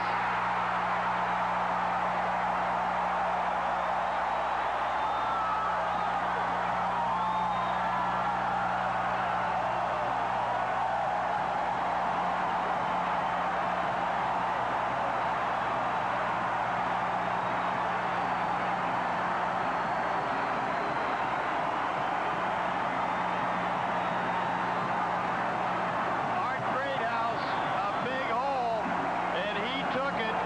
The 5'10", 206-pounder. Good blocking up front. Nobody in his way as he throwing that finger up there.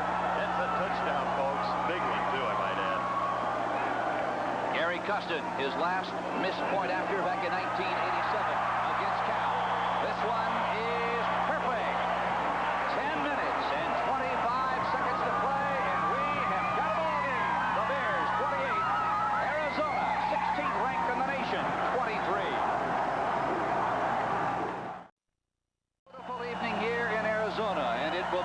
much more beautiful for Wildcat fans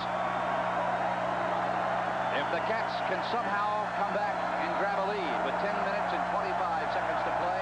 It's Cal by 5. Both return men at about the 7-yard line. Onside kick. It's recovered by who? I believe Cal picked it off. Cal has got it. Arizona had it and coughed it up. I tell you, I don't know how they could execute it that perfectly. He hooked it out to the left or put some little bit of English on it to the left side, and then the end man on the line will go up and catch it in the air. It's traveled. Look at him go up high to catch that football. He's got it, and then he drops it because he's anticipating the hit. And that's absolutely amazing. That was Richard Holt, the strong safety, normally on the end man on the line there, that caught the football, did a good job of going up for it, but then didn't quite put it away in anticipation of getting hit. They weren't that close to him, but the execution, unbelievable, and I'm quite surprised that Arizona would go for it this early in the football game. It looks like now, however, they're going to say that it did not Wait a minute. go enough. It's going to go again. The call is Offside. They kicked. The ball was not marked ready for play. They kicked it before the whistle sounded. Unbelievable. And what a break for Arizona. And a bad break for Cal, where they'd have had it at midfield. Well, see some strange things happen, don't you? L.A. What a call that was by the official, or no call. I'm not sure which and when. It's a good bet. Awful late. Good bet. Costin is going to put this one deep. Yeah, I would think so. Once I noticed that both deep people were considerably closer, even though he hasn't been dumping them into the end zone. Now they're at the 20-yard line, so Cal still should get good field position.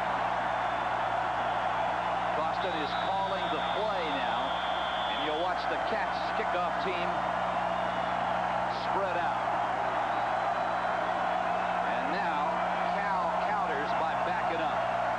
White and Semien retreating to their own 10.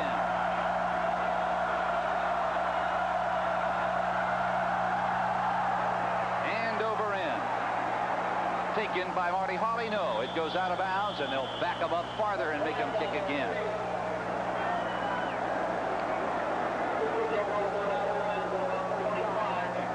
Well, you know, you mentioned, Phil, about the kicking game, particularly in the punting, which has not been good by Arizona. And there again, that's something that, well, a lot of coaches stress, but Dick Tomey puts a little more emphasis on it than some other coaches in the conference. Here, not only the punting, but the kickoff part of the kicking game is creating some major problems in the fourth quarter here. So that the punting and the kickoffs are going to end up being a major factor regardless of the outcome. And there's the numbers there on Art Greathouse. Art got an extra year. He played the first 2 games a year ago. Only took 1 minute and 3, but as he rolled into that end zone, he had some bone spurs on his heel, and the conference allowed that he was not wasting last year. So he picks up an extra year, and what a nice addition to this group of excellent running backs. For the 3rd time, the Cats trying to put the ball in play. You wonder if maybe, just maybe, there is a method to Dick Tomey's madness here. Yeah, the method is that I want the ball at the other end of the field. I like you to stop him, get him 3 and out, and give us a chance. You don't like backing up. His guy isn't going to put it up in the bleachers. Hawley and Russell White back inside their own 20 as Costin lets it go. This time he's going to hit a squibber. It's taken at the 35-yard line. Coming to the near side across the 44, out near the 45, and bouncing out of bounds goes Bill Ayer. He's a linebacker. He's used to touching that football. Yeah, but he's used to being the hitter rather than the hittee. You know, this series, Don, has had a real oddity. And that is the visiting teams sport a better record in games played here. Cal leads the series 4-2 at Berkeley. Arizona leads it 2 wins, a tie, and 2 losses.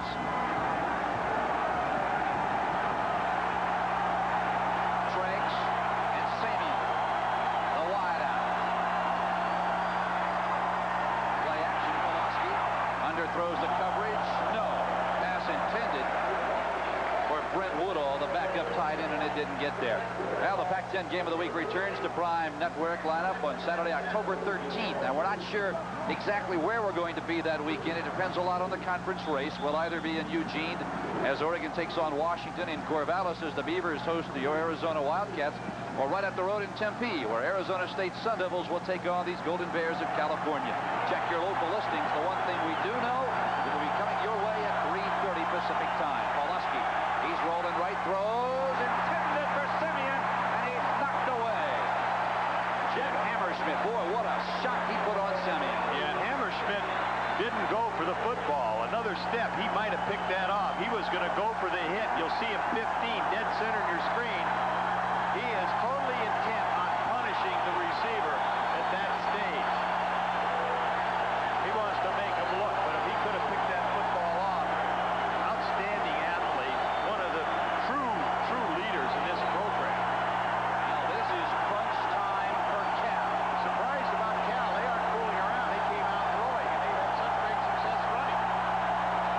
Simeon, Caldwell, and Franks in the wideouts, and Pawlowski can't hear. He wants to come to the near side.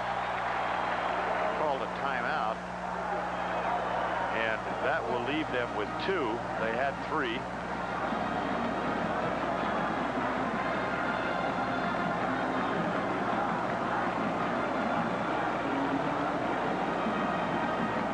To play in the ball game. Cal up by 12 not long ago, now up by 5. Oh, what a ball game this has been. You look on paper, you had to believe that Arizona would perhaps waltz to their 4th straight win of the year, and Cal might be sent to the showers for their 3rd consecutive time. But I'll tell you, Bruce Snyder's troops have come in here, and they have really played hard against the Wildcats. Now I want to remind you that on October 13th, it will be Oregon at Washington, Arizona at Oregon State, or Cal right up the road a piece in Tempe. Again, it is October 13th. Game time is 3:30. Crowd getting into it now as far as encouraging the defense of Arizona. Play action, Pawlowski throws. It is caught by Caldwell, and he is down at the 41-yard line. A first down for Cal. You know, they had some confusion in the secondary for Arizona. Arizona went into the full blitz, which forced a man-for-man coverage. As a result, the tight end was being played man-for-man on a crossing pattern, and it looked like Todd Burton, who is normally a corner, was kind of confused as to where to be because he was so wide open. First and 10 Bears. That's Wallace. He's hit at the 40 and dropped at the 39 by Paul Kalanick.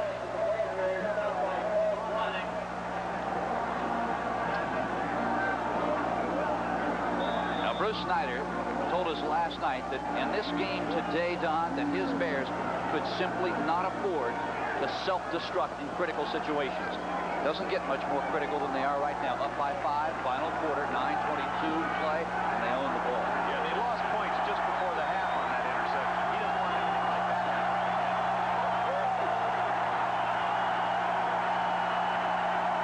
2nd and 7. Pawlowski, a little slant into Treggs, can't get to him. Yeah, well, he reneged on that football. He was going in there, it was laid out in front of him, and there's Bruce Snyder, and he knows it. Now, Treggs is not particularly big, 170 pounds if he is that. I was talking with him last night, so I can appreciate that he'd be a little bit reluctant, particularly with Jeff Hammerschmidt. They don't call him the Hammer for nothing waiting in there, but you gotta go. Look at Pawlowski's number. Not impressive, but effective. Caldwell, Simeon, and Treggs. Oh, what a trio of wideouts go to the right. It is in and out of the hands of Simeon. He had the football and had nothing but green grass ahead of him. Well, he had plenty of running room, and you know, there's an indication, quite frankly. Now, he is a redshirt freshman. I'd consider him a sophomore, but he hasn't played any. You go to him in a crucial, you'll see him come from the right side of your screen. The other 2 receivers cleared it out. Oh, I would be more inclined to go with Brian Treggs, but that was Darrell Lewis that was covering him, got caught up in the traffic back there. However, just a turnover now. Punting it away. Cal's got to give it away. Gets it straight up in the air. Smart move. Fair catch at the 20-yard line. Lewis, he has got the ball, and here comes the offense of the Wildcats. Now, the one thing going for Arizona, Don, they're a ground-oriented team. They like to grind it out, and they've got plenty of time to do it. Well, the rushing defense of Cal has been pretty good, quite frankly, and you look at the summary on Ron Veal, and that was in the early going. Followed by Gary Costin's field goal from 22 yards away to make it 10-0. And then Cal got things rolling. Pulaski to Sean Dawkins from 20 yards away. And then Russell White from 2 yards away, breaking a couple of arm tackles. Talk about breaking arm tackles. How about our great house? John Hardy on the stop. Now Gary Costin then came on to kick a 43-yard field goal to bring Arizona to within 1 at 14-13. And then in the third quarter, it was Pulaski on the quarterback keeper to make it 21-13. And then White, his second touchdown of the day, that made it 28-13. Costin to make it 28-16. And then Greathouse from 11 yards out. And that is where we stand. Out across the 34-yard line goes Greathouse. Well, Greathouse averages a little over 5 yards a carry. And by virtue of the way they alternate their running backs, they're generally pretty fresh coming in there, as it looks like one of the Arizona players is hurt. In the meantime, the offensive coach is talking to the Cal offensive people. That is Art Greathouse, who is on his back. Now, he is just one of the great group of running backs that Dick Tomey has. You look at the tailback, the running backs they have. Greathouse. How about Michael Bates? Mike Streidnick, the fullback. Mario Hampton has seen the ball. The only guy we haven't seen with a football in that backfield is Lamont Lovett, the redshirt freshman out of Los Angeles. But then, out at wide receiver, Kyle Jan and Terry Vaughn, the tight end. We've seen Griffith involved. And not to mention a guy by the name of Reggie McGill, pardon me. I mean, they have such a vast array of offensive weaponry.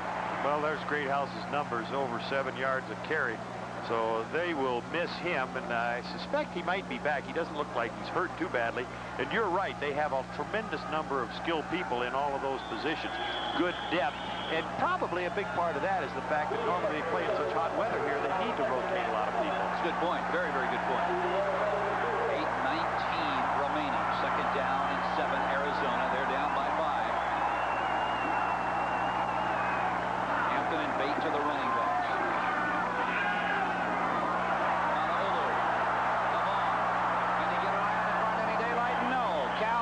It out nicely. What a great job of pursuit by Rhett Hall. And once again, the guy that made it happen. Second time they've used that play, David Wilson, the corner. You'll see him come flying into the picture, which causes the receiver to have to adjust back. See him fly in there. He might miss the tackle, but he causes him to come back to the inside where all the pursuit is coming from. Now 3rd and 3. Oh, what a big play for Arizona.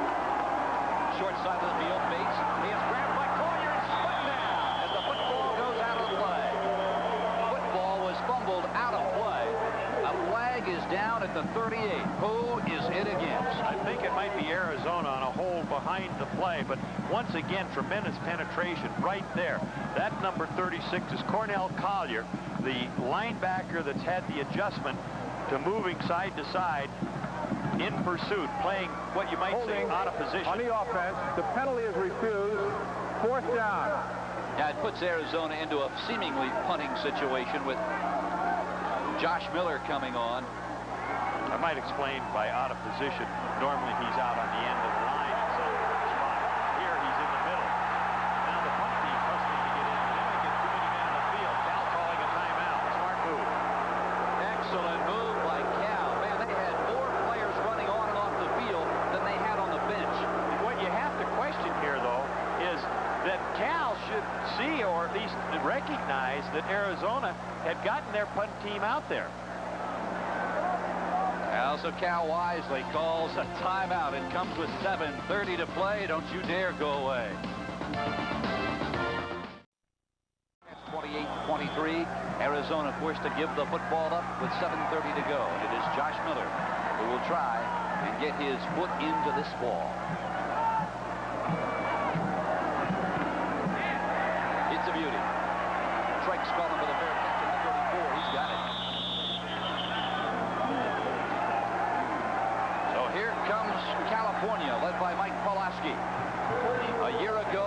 at Memorial Stadium, they trailed Arizona 21-0 and came back and won it. Today, here at Arizona Stadium, they trailed 10-0, and they're leading right now. Let's go down to the field where Glenn Walker is. Glenn?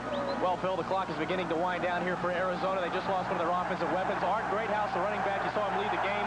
They won't tell me what's wrong. It's probably his ribs or his sternum. They have wrapped him with ice and an ace bandage, so he looks like he is out of the ball game. Back upstairs. Thank you, Glenn. Pawlowski calling signals, coming to the near side. It is White. Boy, look at him pick his way. Looks like he's skipping through a minefield. Dropped by Ty Martin. It really does. And, you know, the great backs do that. Watch him adjust his speed as he's looking upfield where to go. Sets up a blocker, steps inside of that block. See him slow down, come back inside. Nothing there, and slides back outside. Doesn't look like he's going anywhere, and he picks up 6 yards. Second down and 4. Boy, look at Russell White. 65 last week, 95 this week. He is really starting to assert himself in that offense. And he's only a sophomore. Yeah, well, you know, they talked about it as far as not wanting to bring him on too fast and make too much out of his joining the ball club. So he's kind of had to earn his way out. Bruce Snyder has just really respected him for it. Oh, he runs head on into Paul Glonick and Jimmy Hopkins. So that's the first time today that they've really stiffed him on the spot. Russell White, boy, he was all everything in high school at Crespi High. 94 career touchdowns in high school. Unbelievable. He did not play last year as a freshman, as he had to get eligible, as they say, academically. So he missed football so much, Don, he went out and played an intramural game in Random Silly. Third down and 3. Pawlowski almost trips and now unloads and underthrows his receiver. He had a chance. Looking for Caldwell, but once he stumbled, he could not get his balance back to unload. I know he was really unhappy with himself that he couldn't get under control, because they had a chance on that sideline pattern. They wanted to use some time. Now 6:10 to go. They're having to give that football back.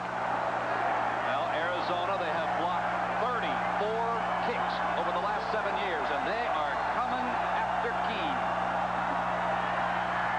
Good blocking scheme by Cal as he puts his foot into this one. It's going into the end zone.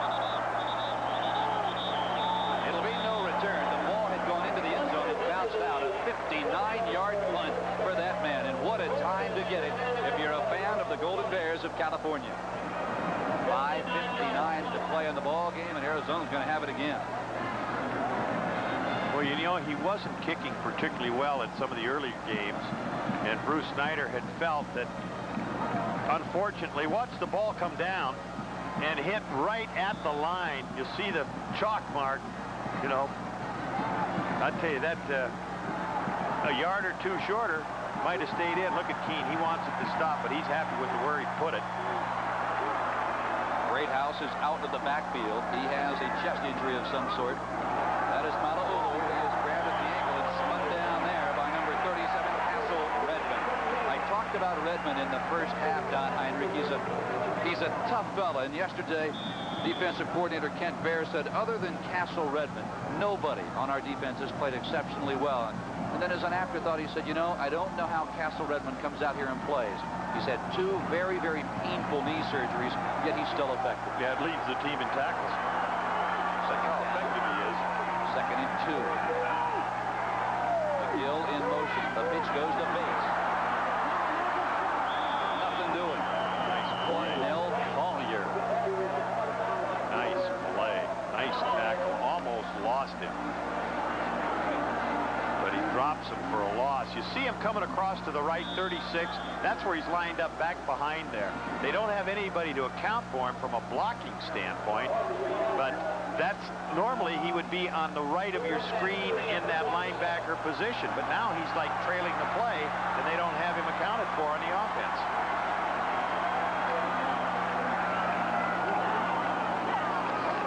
.43 to play. Fumble on the ball. Who's got it? I believe Arizona covered it. Yeah, but now it's going to be 4th down regardless. 4:30 to go, and 4th and maybe a yard and a half. I suspect, knowing that Dick Tomey is going to probably go for the football, but they have left that ball on the ground more today than I think in a long time, coming from right to left on the screen. Little indecision there, as you see 95 upfield. That's Dwayne Odom forcing him back to the inside, and then of course a hand coming in, and as he goes down, the ball popping away, and fortunately back to the Arizona Wildcats as they catch a timeout. That'll stop the clock with 4:12 to play this evening. And Dick Tomey trying to figure a way. What play do we call? We need 2 yards, and we need him desperately. You know, I started to talk about Keene, the kicker there, and then a play came up. But as Bruce Snyder told us, that there was a period of time, they had a disaster a few weeks ago on that Berkeley campus where they had a fire at one of the fraternities, and several of his friends were involved in there, and he lost them. And as a result, his mental attitude was really, unfortunately, not quite with football as could be easily understood. And he was not kicking as effectively, and as a result, he now appears to have come out of it as of last week, quite frankly, but it did have a major effect on his performance. So. And Bruce Snyder said last night that so oftentimes we tend to focus too much on the sport of football than when a tragedy that befell the University of California at Berkeley campus, as it did 3 weeks ago. In fact, it happened the night, I believe, after, or the night before their season opener at Wisconsin. Robbie Keene did not find out about it until after the victory at Wisconsin. But you're absolutely right. It's a loss that Robbie, quite frankly, has simply not gotten over yet, and it may take him a while. There's the total yardage breakdown. Arizona with 336. Cal not far behind. But most importantly, Cal has kept Arizona off the scoreboard. Flag is down. Mala'ulu has the football, and he stopped shy of the first down, I believe. A flag is down on the near side. Boy, that's going to be the key right there, that flag. Who is it going to be on? Because they've got him short of the first down. Now the nose of the football is right on the 30-yard line, I believe. And Cornell Collier, the linebacker, is saying it's Cal's ball the other way, going that they've stopped him. Illegal procedure is the initial indication. John Hardy sprints out there. Let's listen. It's an illegal shift against the offense. We're going to measure to see if a first down was made before we accept or decline the penalty. There's a great job on the part of the officials. Really is. Exactly what took place. It really is. And to make the decision after the measurement. But you talk inches, well, this is going to be inches. We saw one earlier that was inches. What do you think? I don't think he got it. The crowd will tell us, won't they?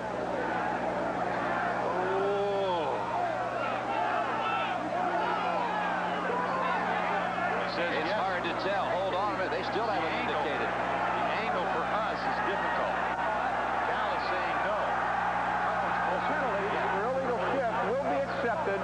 We will go back 5 yards from the previous. So there was enough for the first down by about a ½ inch. You have to bring somebody over from the engineering school to measure that one. Well, now it's going to be 4th down and 5. Well, look at this 2 ways.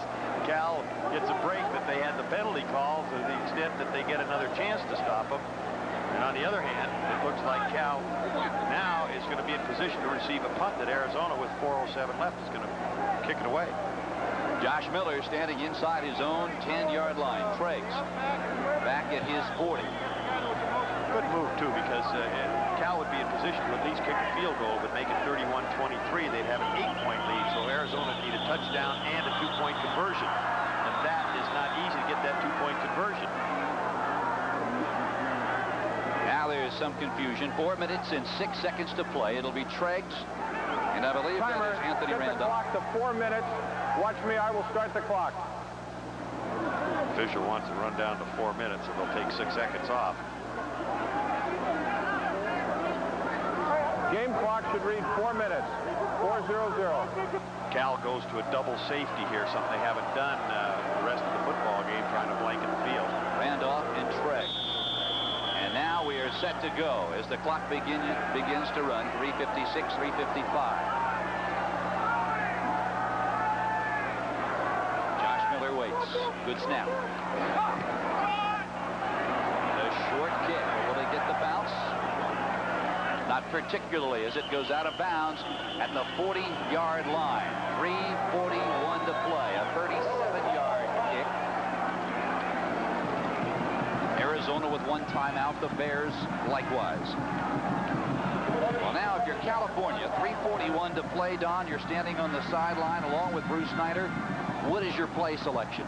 Well, you know, they came out in that last series throwing the football. I think it's nice not to sit on something against the team that's tough to run on. However, you've had great success running the football. I would lean towards running the ball. I'd have Russell White in there. He is there, and he has got the ball trying to stay in bounds. And why they're running out of bounds, I don't know. I'd take that ball and take it inside the tackles and keep the clock running. Yes, I certainly wouldn't go wide to the short side of the field, quite frankly. Now, one of the things that they do is knowing they can dictate the defense a little bit, figuring Arizona is going to shift to the wide side of the field and harder to run that way. But still, in all, with a guy of White's ability, I'd rather let him pick the daylight and string the people out a little bit on defense. A gain of 1. It is 2nd and 9. 3:37 remaining.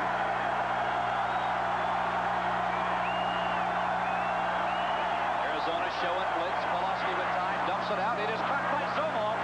He's out across the midfield stripe, and he could go.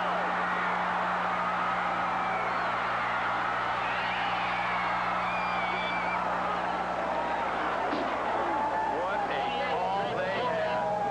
I'll tell you, if you could get a screen off with a blitz on, as they just did, and he looked left and went right to Zomel, who has not caught a screen. Now look at Pulaski, brings him in. He isn't going to wait any longer. He says, let me get that football out there.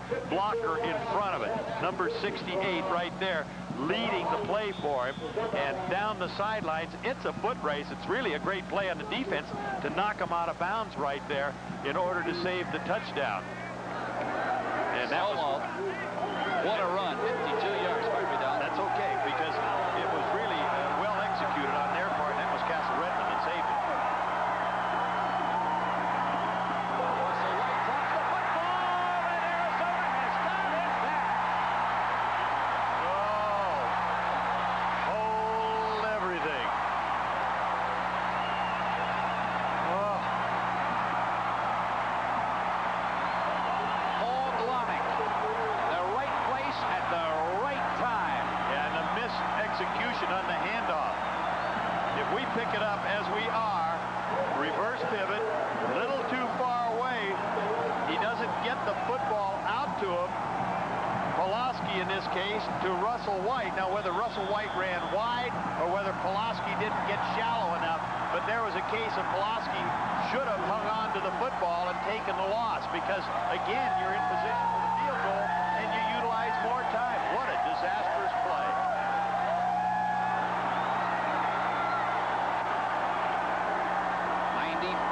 Yards away. Safety. The ball is on the ground, I believe. It is on the ground.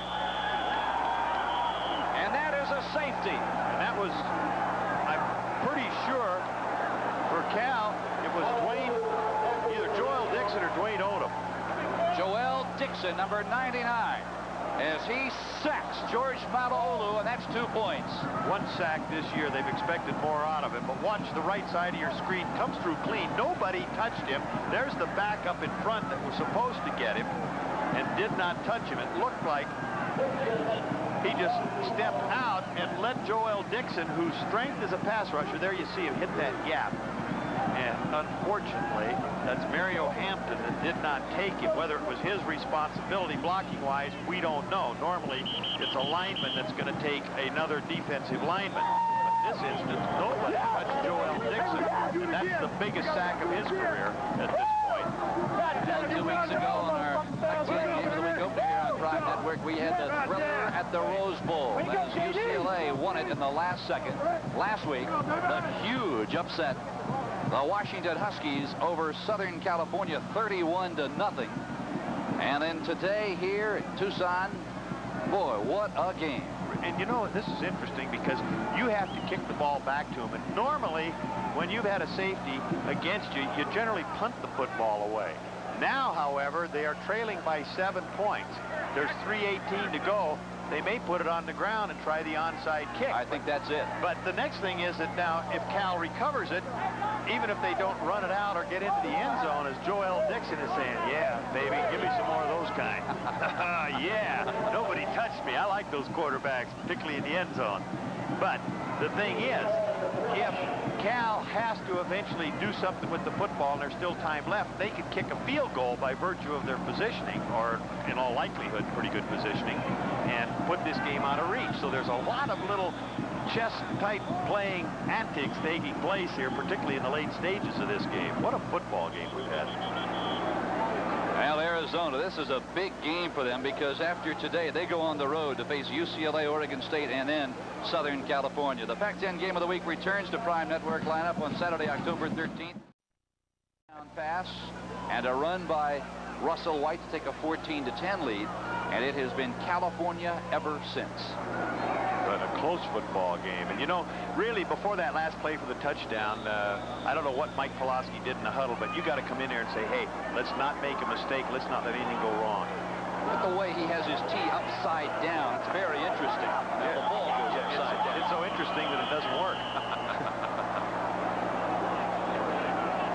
A little bit of trickery here. He thinks he's going to get a little extra English on this on the onside kick attempt, as they got 10 people over there. Now he'll probably trick him and left-footed over here on the right side with just one guy.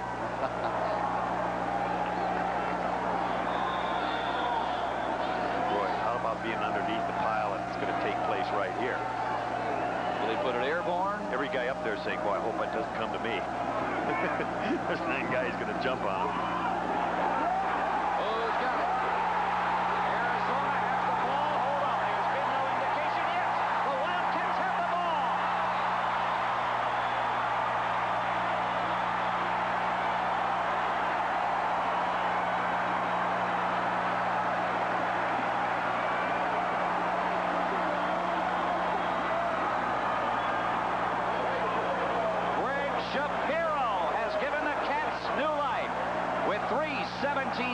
Watch it start bouncing along, and what a Sunday hop right there. And look at jump ball, folks. That's the biggest jump ball you'll ever see. As it gets knocked around right into one of the Arizona players' hands, they have a life. They're back at it. At the 35, watch this hop. Boom. What about being lucky and have that thing just right? Kicker will say, that's why I planned it. I'll tell you, Lute Olson's here. He got a good look at Greg Shapiro's vertical leaping ability. Play action. Mala'ulu looking downfield, throw. It is.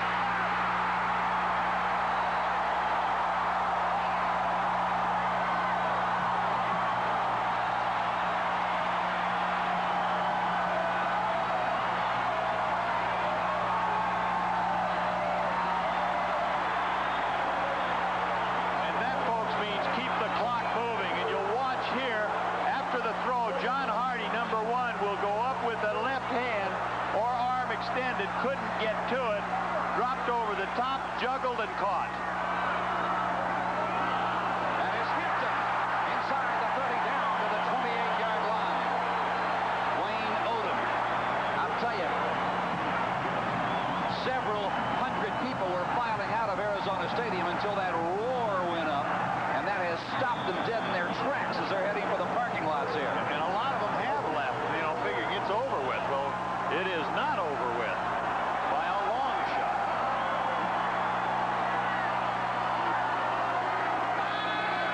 Looking for Bates. Mala'ulu will take it right up the middle of the field, inside the 20 and down to the 16.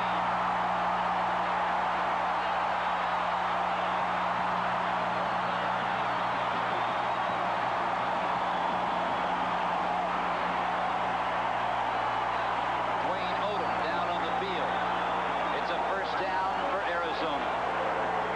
I'll tell you, Don, we have seen so many players down today. Hardy was down, missed a play. Darrell Lewis was down. This game has been as hard a hitting game as we're going to see this year.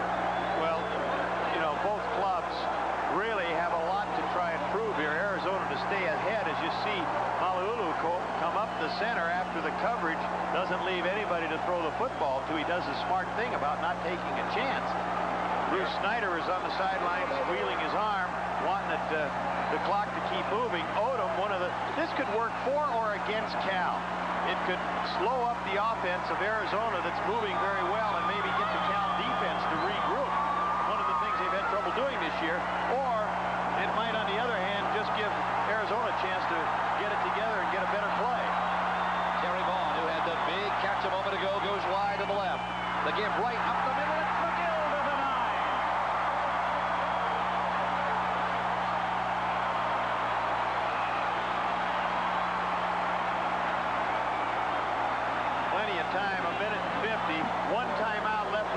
Arizona, none for Cal. Arizona up to the line of scrimmage. Second down and 3. 1:40 remaining. Malolo up top. He wants to go. It's tipped at the line of scrimmage. Almost intercepted. Ball was tipped by Ron English, the strong safety. If that ball hadn't been high, a little lower. He had a lot of velocity on this football. You'll see him jump up in the air, blitz right there, pressure in his face, up over the top, but it was thrown so hard, he really couldn't get his hands on it. He came up just a little late as the ball was sliding by him, but that was near disaster for Arizona. That man's team today has rushed for 248 yards. Bruce Snyder's California Golden Bears has rushed for 232 yards. About double their normal afternoon. 3rd and 3.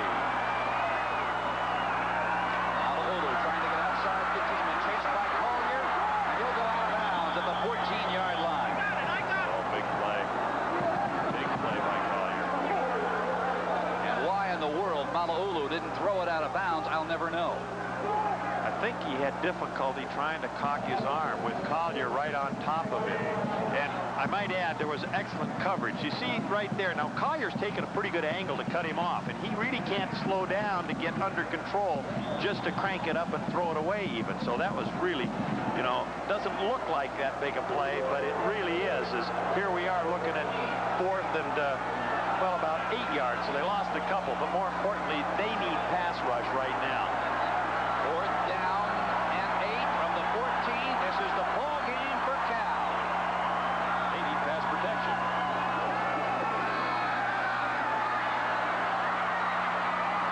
It is caught. Intercept, or is it? It is intercepted at the 6-yard line by Ray Sanders. Oh.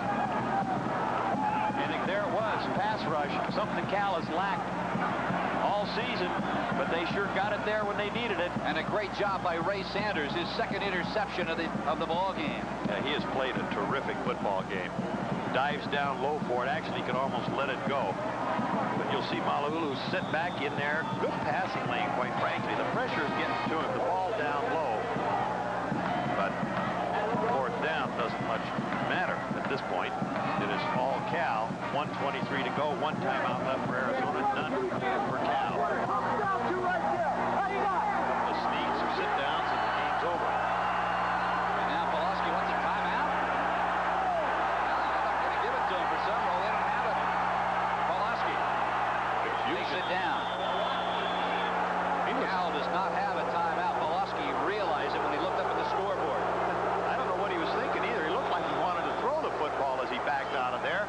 And the defensive personnel were closing in on him. His own running backs were not blocking to protect him. It's like they didn't know what play had been called. Pulaski keeps looking to the sidelines. Now, plays are being signaled into him. I'm sure there's confusion. Coach Snyder is down there with the person signaling it in. To about the 10-yard line. Most importantly, the clock will continue to run. Arizona has the timeout, and they're going to call it right there. So while they step away, we will do likewise. We're coming back to wrap it up for you from Arizona Stadium in Tucson in a moment.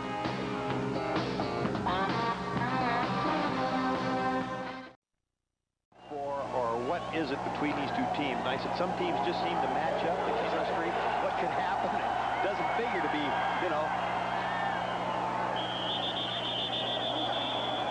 Might just do it.